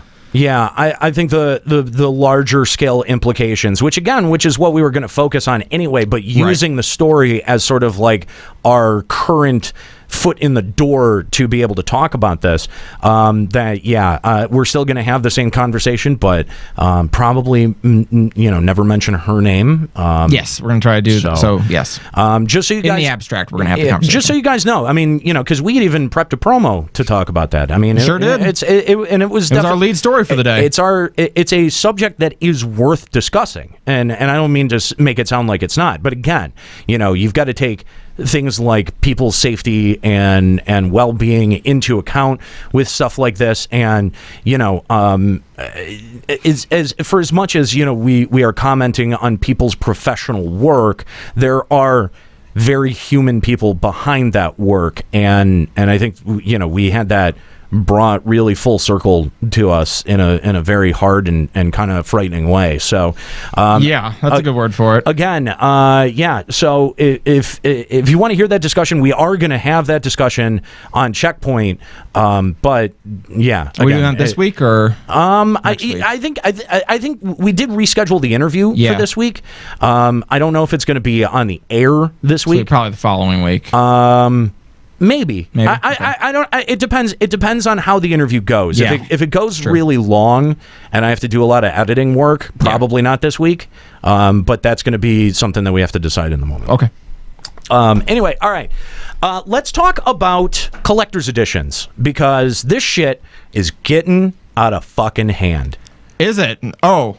Is it though? It is. Oh yeah. It is. It is. I don't think it is yet. No. I like stuff. Let me tell you. There are three moments that stick out to me as when collector's editions or additional shit that you can buy, like additional branded shit outside of a video game that you can buy. 3 times where this has happened, where I went, nope. Like, and not just on like I'm not buying it sort of level, but it's like, why would you even make even one of them? I'm offended by the existence of this. Yes. Yeah. No, I've had those moments. The first one was the Final Fantasy 15 car. That was the worst. But that wasn't like a collector's edition. Though. No, it's not a collect. It's not a.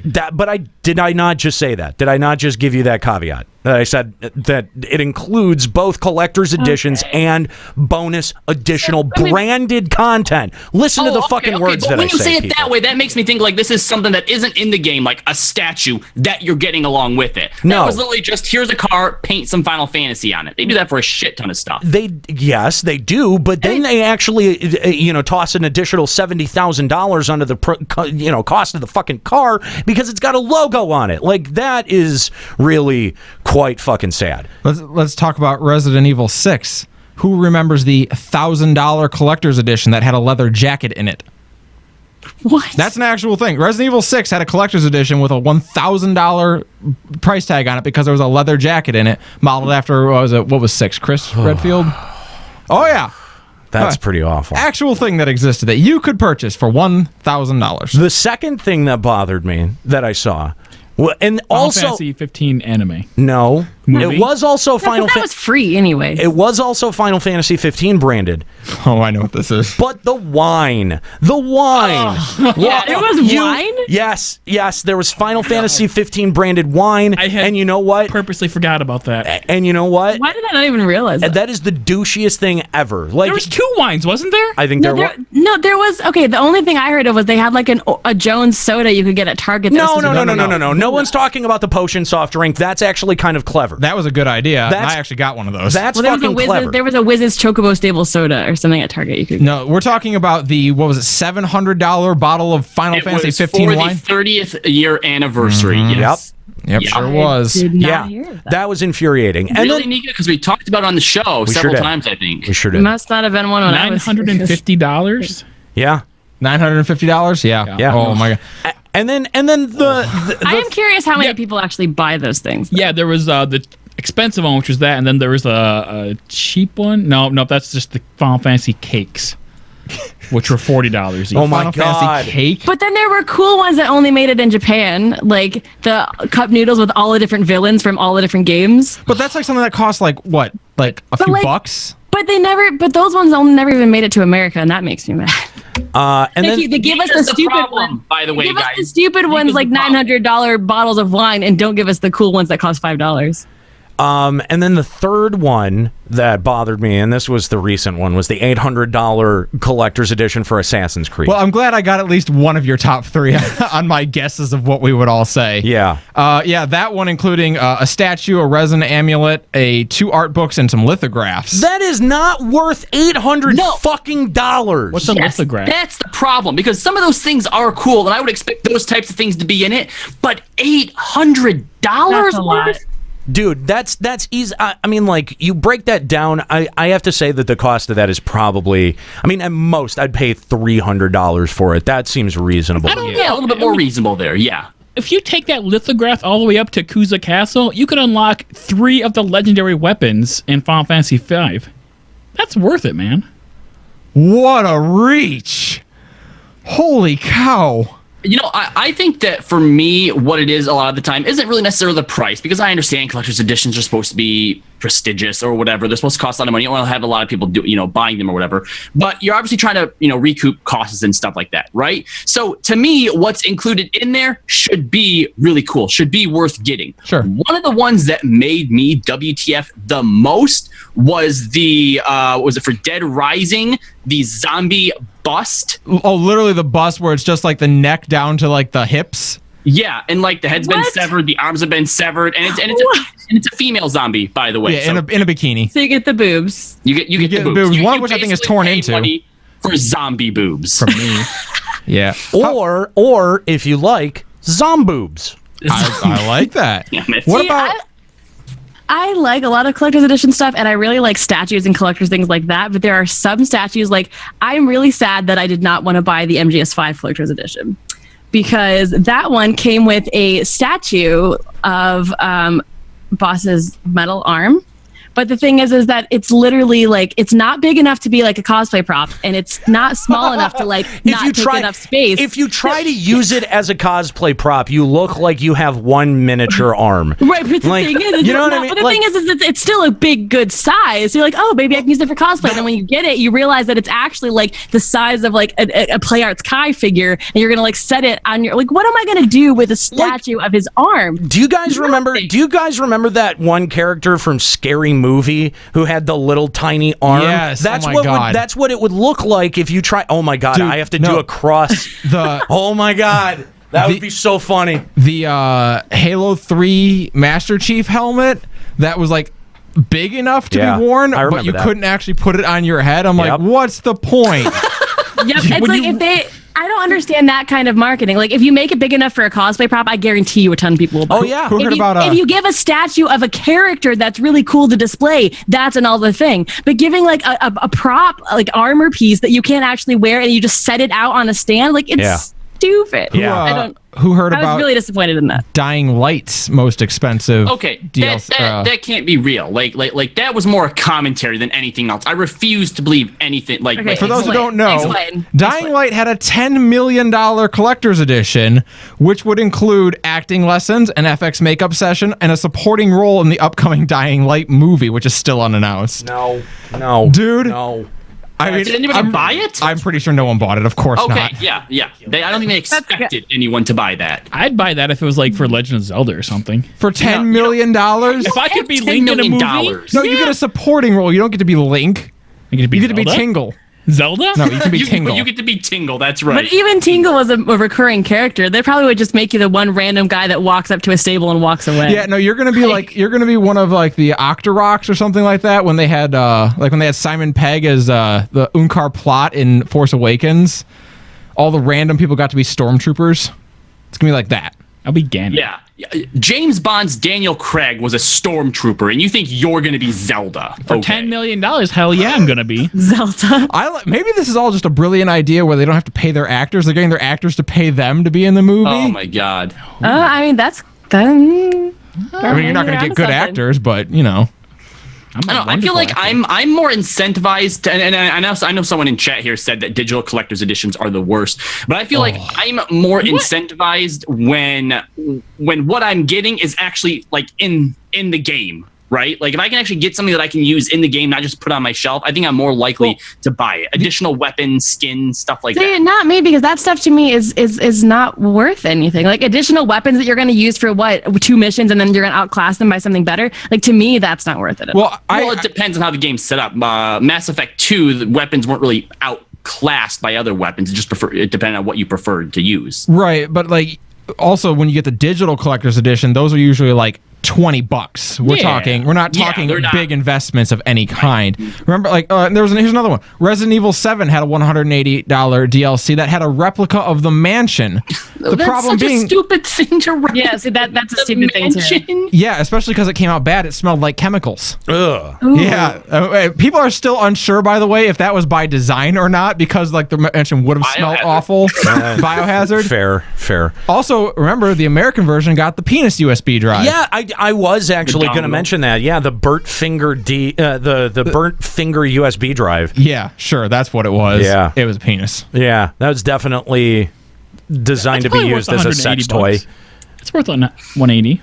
Does it vibrate though? Because that seems like it would plug it into a USB port and it vibrates. There you go. Would a burnt finger vibrate normally? I mean, why would you finger yourself with a burnt finger? Sometimes you just gotta get at it. I was told a story in college of a girl the first time, like when she was very young, the very first time that she had ever like masturbated, she decided to use the end of a Santa Claus jump rope. What? Right. But because it fit. Wait, now, hold up. Okay, hang on. The jump rope handles were like Santa Claus's? Yes, that's right. Okay. Santa Claus's head got stuck. Of course it did. And she didn't know what to do. There's nothing to do. You off yourself. And she nope. She ended up, swear to God, this is what I was told. I don't know if it's true. Can't swear to God that it's true, but this is what I was told. She used a fork to try to get it out. Okay, this is like some like American Pie. Like she's like the female Jim from American Pie. Yeah. We all got a good laugh out of that one. We've all had moments like that too, I think, in our lives. Maybe not quite that extreme. We tried to remove something with a fork out of an orifice? No, just where you've done something dumb like this morning for you me. want to tell us? Everyone's got a good forking. Everyone's got a story where you've done something, made a mistake. I had one this morning, as a matter of fact. Oh, wow. Yeah, as I was trying to wake up and get ready here, I was a little more drowsy than normal. Sometimes you just have a Sunday where you're feeling tired and not into it, and so as I was quickly trying to get clothes on, I had a zipping incident. You something about married yourself? Yes, that's a good way of not the cum thing. No, not the cum scene, but early on when Ben Stiller is young, yes, and they actually show it in the movie where it's like it's the zipper zipped up and there's just like two pieces of flesh there sticking through. Oh, it's brutal. Yeah. Oh, it's one of the. You only see a flash of it, but you're like, oh my god, but it's enough. I can't believe they showed that. Yeah, no, that was this morning for me. Now, fortunately for me, it was just the tip. Was there? Unfortunately, as it were. Well, I mean, I don't want the whole thing. Was there blood? Okay, well, if you hit like the shaft, that might like be less painful than just the tip. That's the most sensitive part. A lot of nerves in the tip. Yeah. Well, I would agree. There was a lot of nerves, and it was a lot of pain. That's for sure. There was a little blood, a little bit. No more tips. Oh, you actually drew blood. So the question is, how do we turn this into a collector's edition for Final Encounter Cast? Do you still have the part that got chopped off? Nothing was chopped off. There was just a cut. Oh, I assumed like you just lost the tip. I didn't circumcise myself. No. Well. No, it wasn't that bad. There was a little blood. Callie decides that that's it. He's done with the penis, and he does it via zipper. Wow. Yeah, I'll tell you what.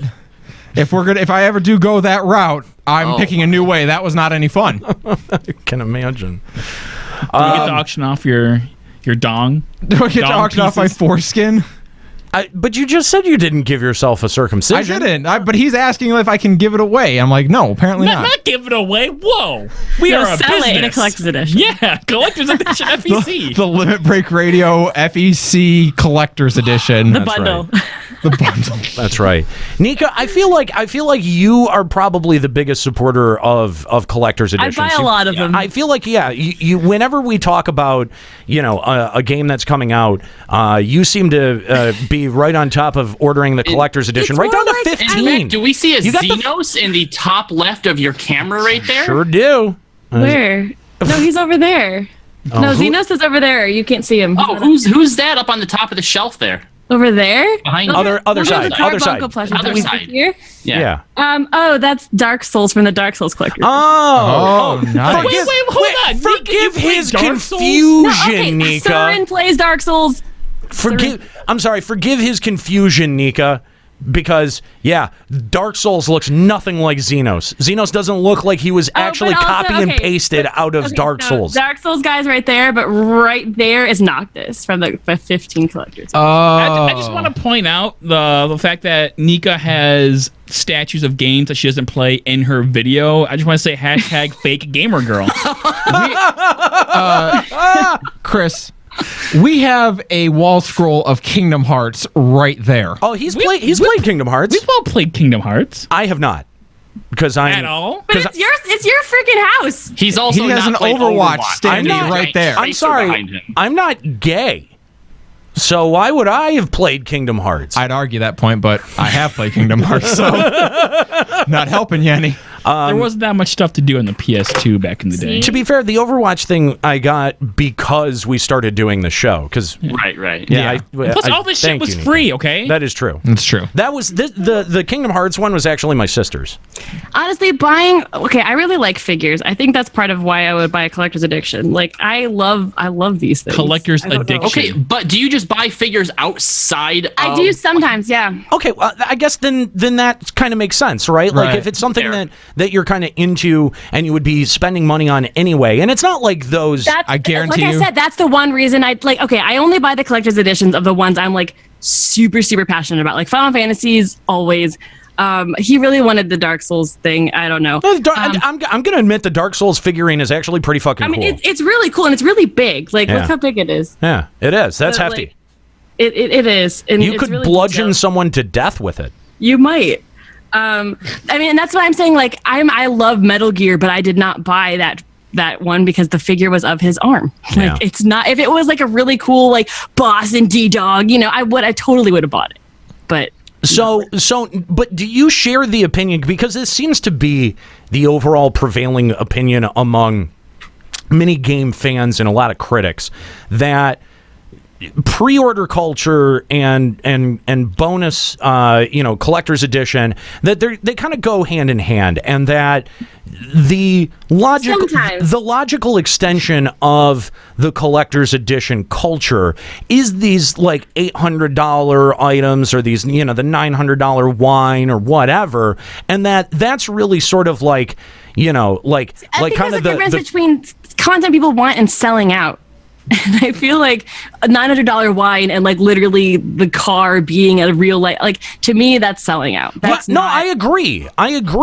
But I think that there is something detrimental also about bonus edition culture overall that I think most gamers have discovered they've worn thin on it, right? For me, it always comes down to price point on it. And like, I have one real simple guideline. If your collector's edition costs more than the system the game is played on, it is unacceptable. Good point. I like that point. That is my line. Fair. Like you can, like, if you're on the PS4, you can justify a $300 collector's edition if it's awesome. Yeah. But I don't care what you're doing. Like, no, there's no $800 justification for Assassin's Creed. There's just not. Okay, so hold on. What? Yeah, for me, I feel like collector's editions, they have to like amount to something. Like when Dying Light comes out with the collector's edition, what the hell, Dying Light? Like you're not a franchise that people know.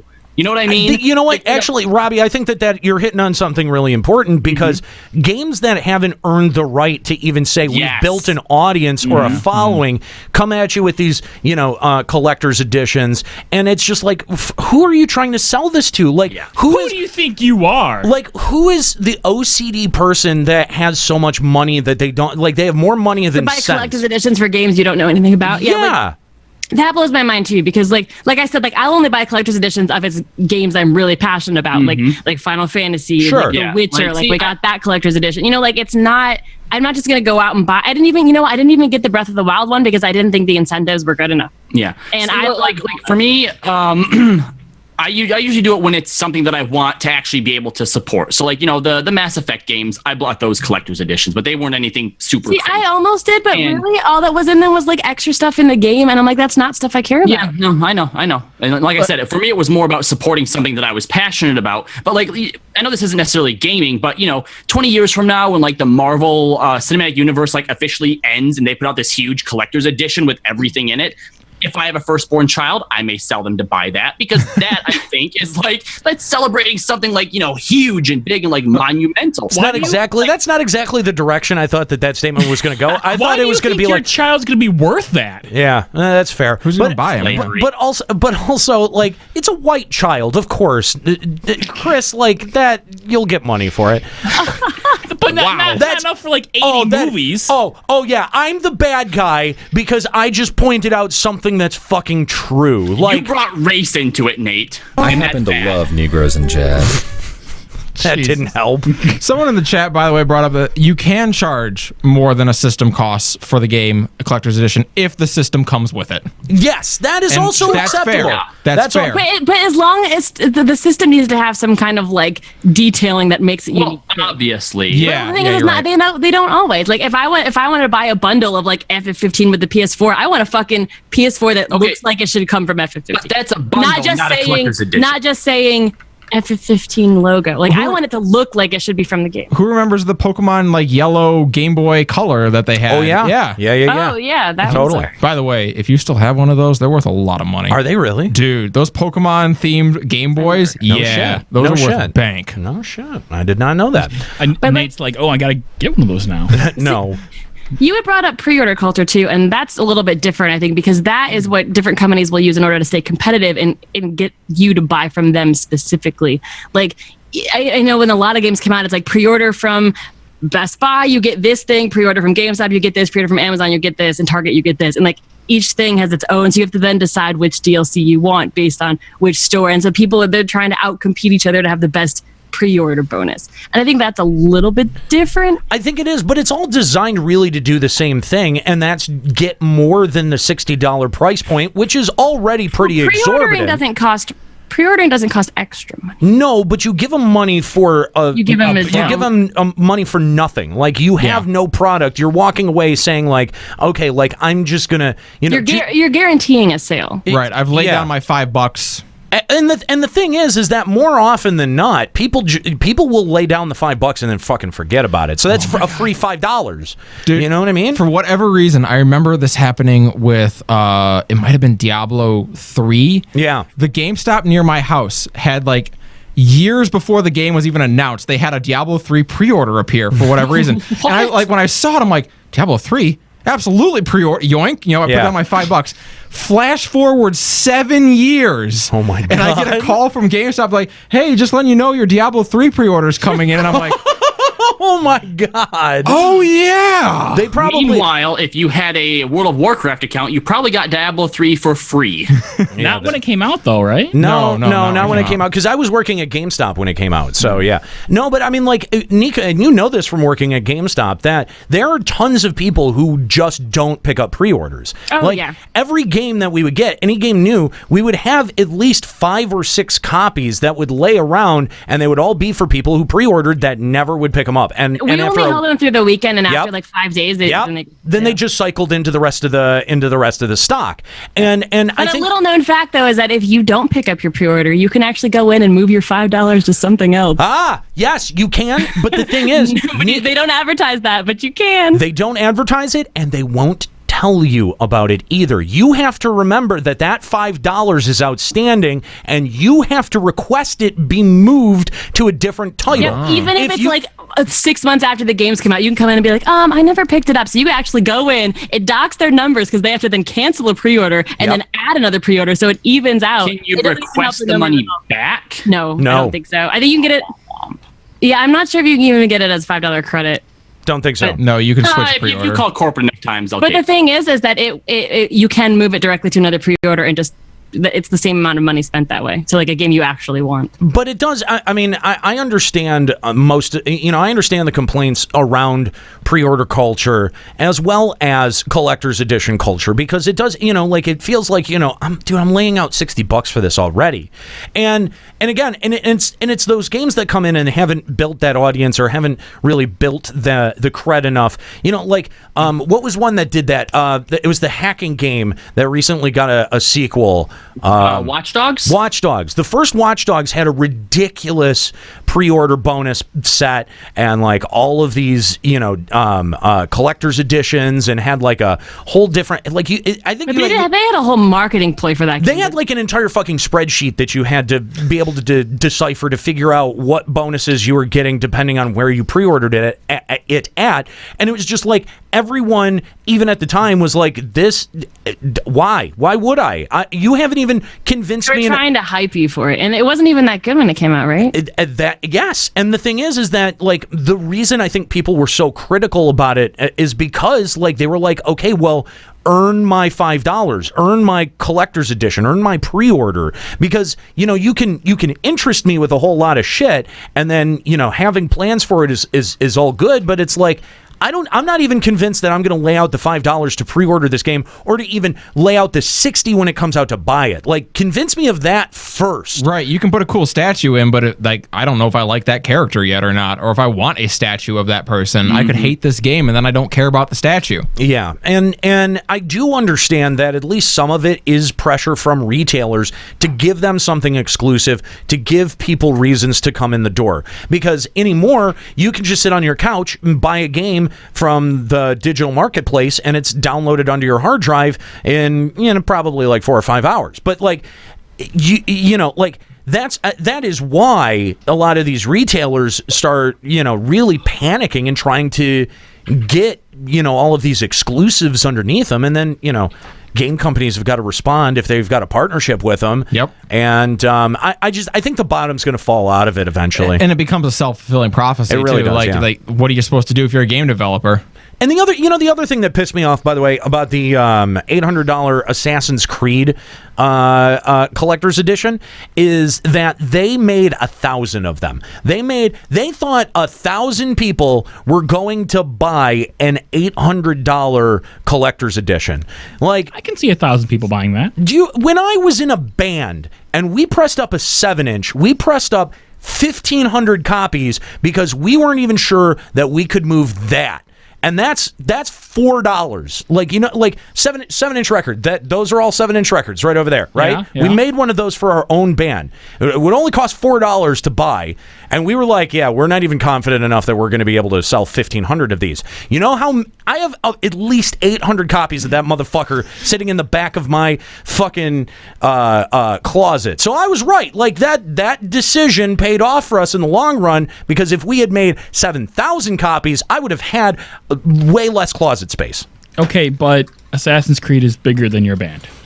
Yes, but also the asking price is many times higher. Yeah, Exactly. but do you know how many fucking whales are out there that are like $800? That's Here's the thing: is I think they will sell 1,000 of them. That are into Assassin's Creed also? Yeah, I think they will sell 1,000 Okay, of them. the I don't think they would whales- sell a ton more than that. The But whales I'm talking about don't care about Assassin's Creed, but they care about $800 even less.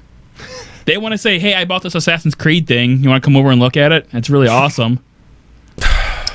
no, the sad part is they probably will sell 1,000 of them. Yeah. Although I guess it's one of those things we'll never know, will we? They'll never release the number. I don't think they will. Again, based on my experience at GameStop, there was like a Gears of War 2 or 3 collector's edition. It had to have been 2, because I think 3 was out by the time I was working there. And I remember looking at that thing going, holy shit, that still exists? It was one of those saw blade controllers. Oh, yeah. And it was huge, right? Like, it was like this big. And I think that the collector's edition was like $250, $300. Remember right? They still had boxed copies of that. God. So what happens, I think more times than not, is that this shit gets shipped out to retailers. Retailers keep it on their shelves for like 4 years or in the back in stock. And, you know, Ubisoft or whoever doesn't really have to figure out, oh, did we even move 1,000 copies? Because they don't even need to move the 1,000 copies. They need to move the 1,000 among people who come directly to them to buy it, and also to retailers. Right, and that's the thing is they'll like 500 of those will go to retailers alone, and who knows what happens then? Yeah, you know. Mm-hmm. Remember the There's Bioshock only- Infinite one that had the actual skyhook in it, and you could actually put your hand in it and move it? That one was cool. a cool That item. one was cool because people cosplayed with that. Mm-hmm. And you're right, The Nika. Pip-Boy from Fallout 4. Yeah, that too. Yeah, that was cool. Both of those. Night vision goggles for Call of Duty. I don't remember that one. I don't recall that. I thought you were going to say Splinter Cell, but okay. That would be sweet. That right? No, that was the Sam thing though. Fisher? Like actual, not just cosplay night vision goggles, like actual, real military night vision. For Call of Duty? What? Wow. I think it was for Call of Duty. What the fuck are you talking about? That was a thing. Chat, correct me if I'm wrong, but that was a thing. I think the chat's going to correct you here in a minute. Okay. It must have been like Modern Warfare 2 or something like that. Yeah, I don't recall that at all. Anyway, all right. I think we got to wrap it up right there. If there's anything to take away from this discussion, I think it would be don't buy cars, wine, or things that cost $800 that just have need to know their logo audience. vomit. Like some things people love and are great editions, and some things are just plain stupid. So, Nika, as someone who loves collector's editions, what would you tell a video game developer or company or marketer that would say that definitely put this in a collector's edition, take this out, and then what's the highest amount that you'll pay for it? The two things I look for generally are a figure that I can't buy outside of it. Like, I know a lot of people are mad about 15s because you get that Noctis Play Arts Kai, and then later they released one that's like almost identical. It's like one thing different. So I would say some kind of exclusive figure or statue, as well as an art book. Those are the two things I look for in collector's editions. Steel cases are cool. Steel cases are cool, but Yeah. the thing is they just sit on my shelf, and I don't know, they don't get a lot of display time, unfortunately. But statues I can display, and art book, I love art books. Yeah, but I mean, like in terms of the entire collection, though, like the entire package, like even though steel case may not get display time, it's a good thing to include in there. Like it's not gonna totally sell me on it, but like at the same time, like that. If I'm paying more for the product, I do have an expectation that Things I the will box say, is going to be a like little this bit nicer. Stormblood sticker that is too big to be a bumper sticker, but too I don't know. I have What no do you use put for that them. on? Like if it was a little bit smaller, you could put it on your car, but it's too big for the bumper. Like it doesn't. I don't know. I don't know what the fuck I'm going to use this for, and it's stupid, and I don't know why I have it. That's not a bumper sticker. Like that would No, take it's up not. a sizable section of your trunk. But the thing is that it goes around the shape of it. So The actual sticker is like this. Yeah, but still though, if you put that on your it's still too tall. It's like, if you put that on your back window, you're going to get pulled over by cops because you're obstructing too much of your view. Yeah. Like, seriously, like, that's ridiculous. And I also think that, like, as cool as, like, all the Amano art on the outside of the box and stuff is, the boxes take up too much space and either get thrown away or put in storage. So, like, the steel books are much cooler. If you want to put Amano art on it or any kind of special art, put it on the steel book. But having, like, a really ginormous box that says, Stormblood, and it has all the things, like, it's just going to end up in the trash. Yeah. Like, why would, that kind of stuff is cool in sentiment, but doesn't do a lot. You know what would be really cool is I actually do wish that the case itself, which is right here, is a steel book, because it's not. You know what would be really cool is if one of those boxes broke down and it broke down into something else, like a poster or a lithogram or something. Like that would be cool. Like you tear, how you tear down boxes and ostensibly to throw them out. Yeah, if it turned into something else that you could like display or something, that would be really fucking cool. Yeah, that would be cool. Remember when we got like the birth certificate for our character? Oh my god! What if the box could be reassembled into a stand for your birth certificate? That's so dumb. Really bad. Who cares? Like, it'd be something. It's better than a humongous box sitting on my wall. In terms of price point, how much was the FF15 collector's edition now? It's like $120, wasn't it? So you bought it, didn't you? Yeah, but I mean, I instant bought that. I paid no attention to price. I was really. Or was it 160? I don't remember. I remember criticizing it. I would never go above 200. I don't think. Really? 200's your limit? Yeah, I think so. Even if it's a game you absolutely love? See, I don't know. I mean, if look at that, look at that. It's hard to say. Like, if they all of a sudden went back, even though like Witcher series is done, if they all of a sudden went back and made a new, bigger, grander game than The Witcher 3 and had a big collector's edition, I can't all and out say I wouldn't pay more than $200 for it. But the point is, you wouldn't pay $800 for it. I would not pay $800. No, that is fact. I would not pay $800. Stank Buddha in the chat is saying Ultimate Edition was $270. Oh, then did you get the was it really? Did you get the Ultimate Edition? I did. Did we really pay that much? Nika. I don't. Wait, didn't both you and Cern get the Ultimate Edition? No. Okay. We share a life and a house and a PlayStation. We don't need two copies. Okay, just even with Stormblood, like I bought the physical collectors and he just bought the digital collectors. Okay. Like we don't have. Okay, I must have paid $270 for 15. Okay, I guess I just totally went over my own limit. So I guess 300 is your limit, right? I guess it's 300. Yeah, even for Witcher, I don't think I would go over 300. Apparently, it's on eBay right now for $399. So, your investment paid off, I guess. Except you're not going to sell it, so it didn't. No, I'm not. Yeah. I just can't. I can't think though. Like even if it was a Witcher or a Metal Gear or something I really cared about, I wouldn't go above 300. And it would have to have something cool in it. Like I said, I really wanted the Metal Gear Collector's Edition, and I really debated the Andromeda Collector's Edition, but there's nothing good in them. Yeah. Yeah. I mean, looking back on it, I don't think you missed out on either of those, really, to be honest with you. All right, that's going to have to do it. We're going to leave it right there. Thanks, guys, for tuning in to Final Encountercast today. Stick around because Limit Break Radio is coming up next here on twitch.tv/Limit Break Radio starting at 4 p.m.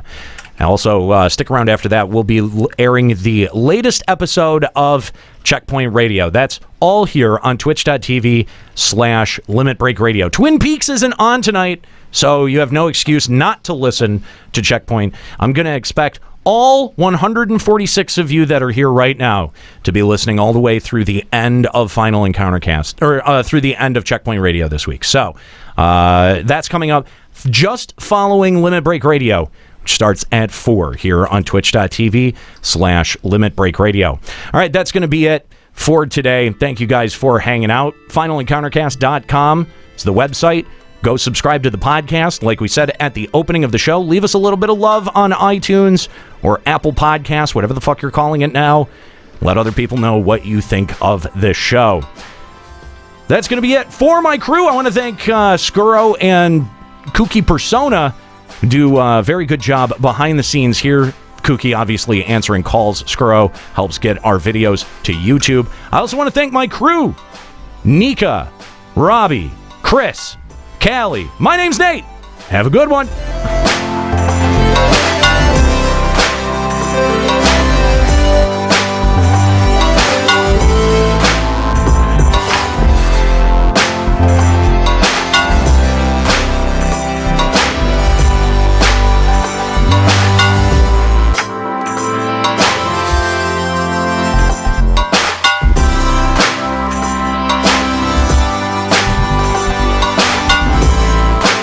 Final Encountercast is a production of FinalEncountercast.com, Limit Break Radio, and Bender Media Productions. Today's episode was produced by Kooky Persona and Callie Sloan. This show is made possible by the generous Patreon donors of the podcast Limit Break Radio. Opening music provided by Keyboard Kid. More info and music can be found at keyboardkid206.bandcamp.com. Closing music provided by Sobsy. For more info, visit sobsy.bandcamp.com. Final Encountercast and its hosts are solely responsible for its content.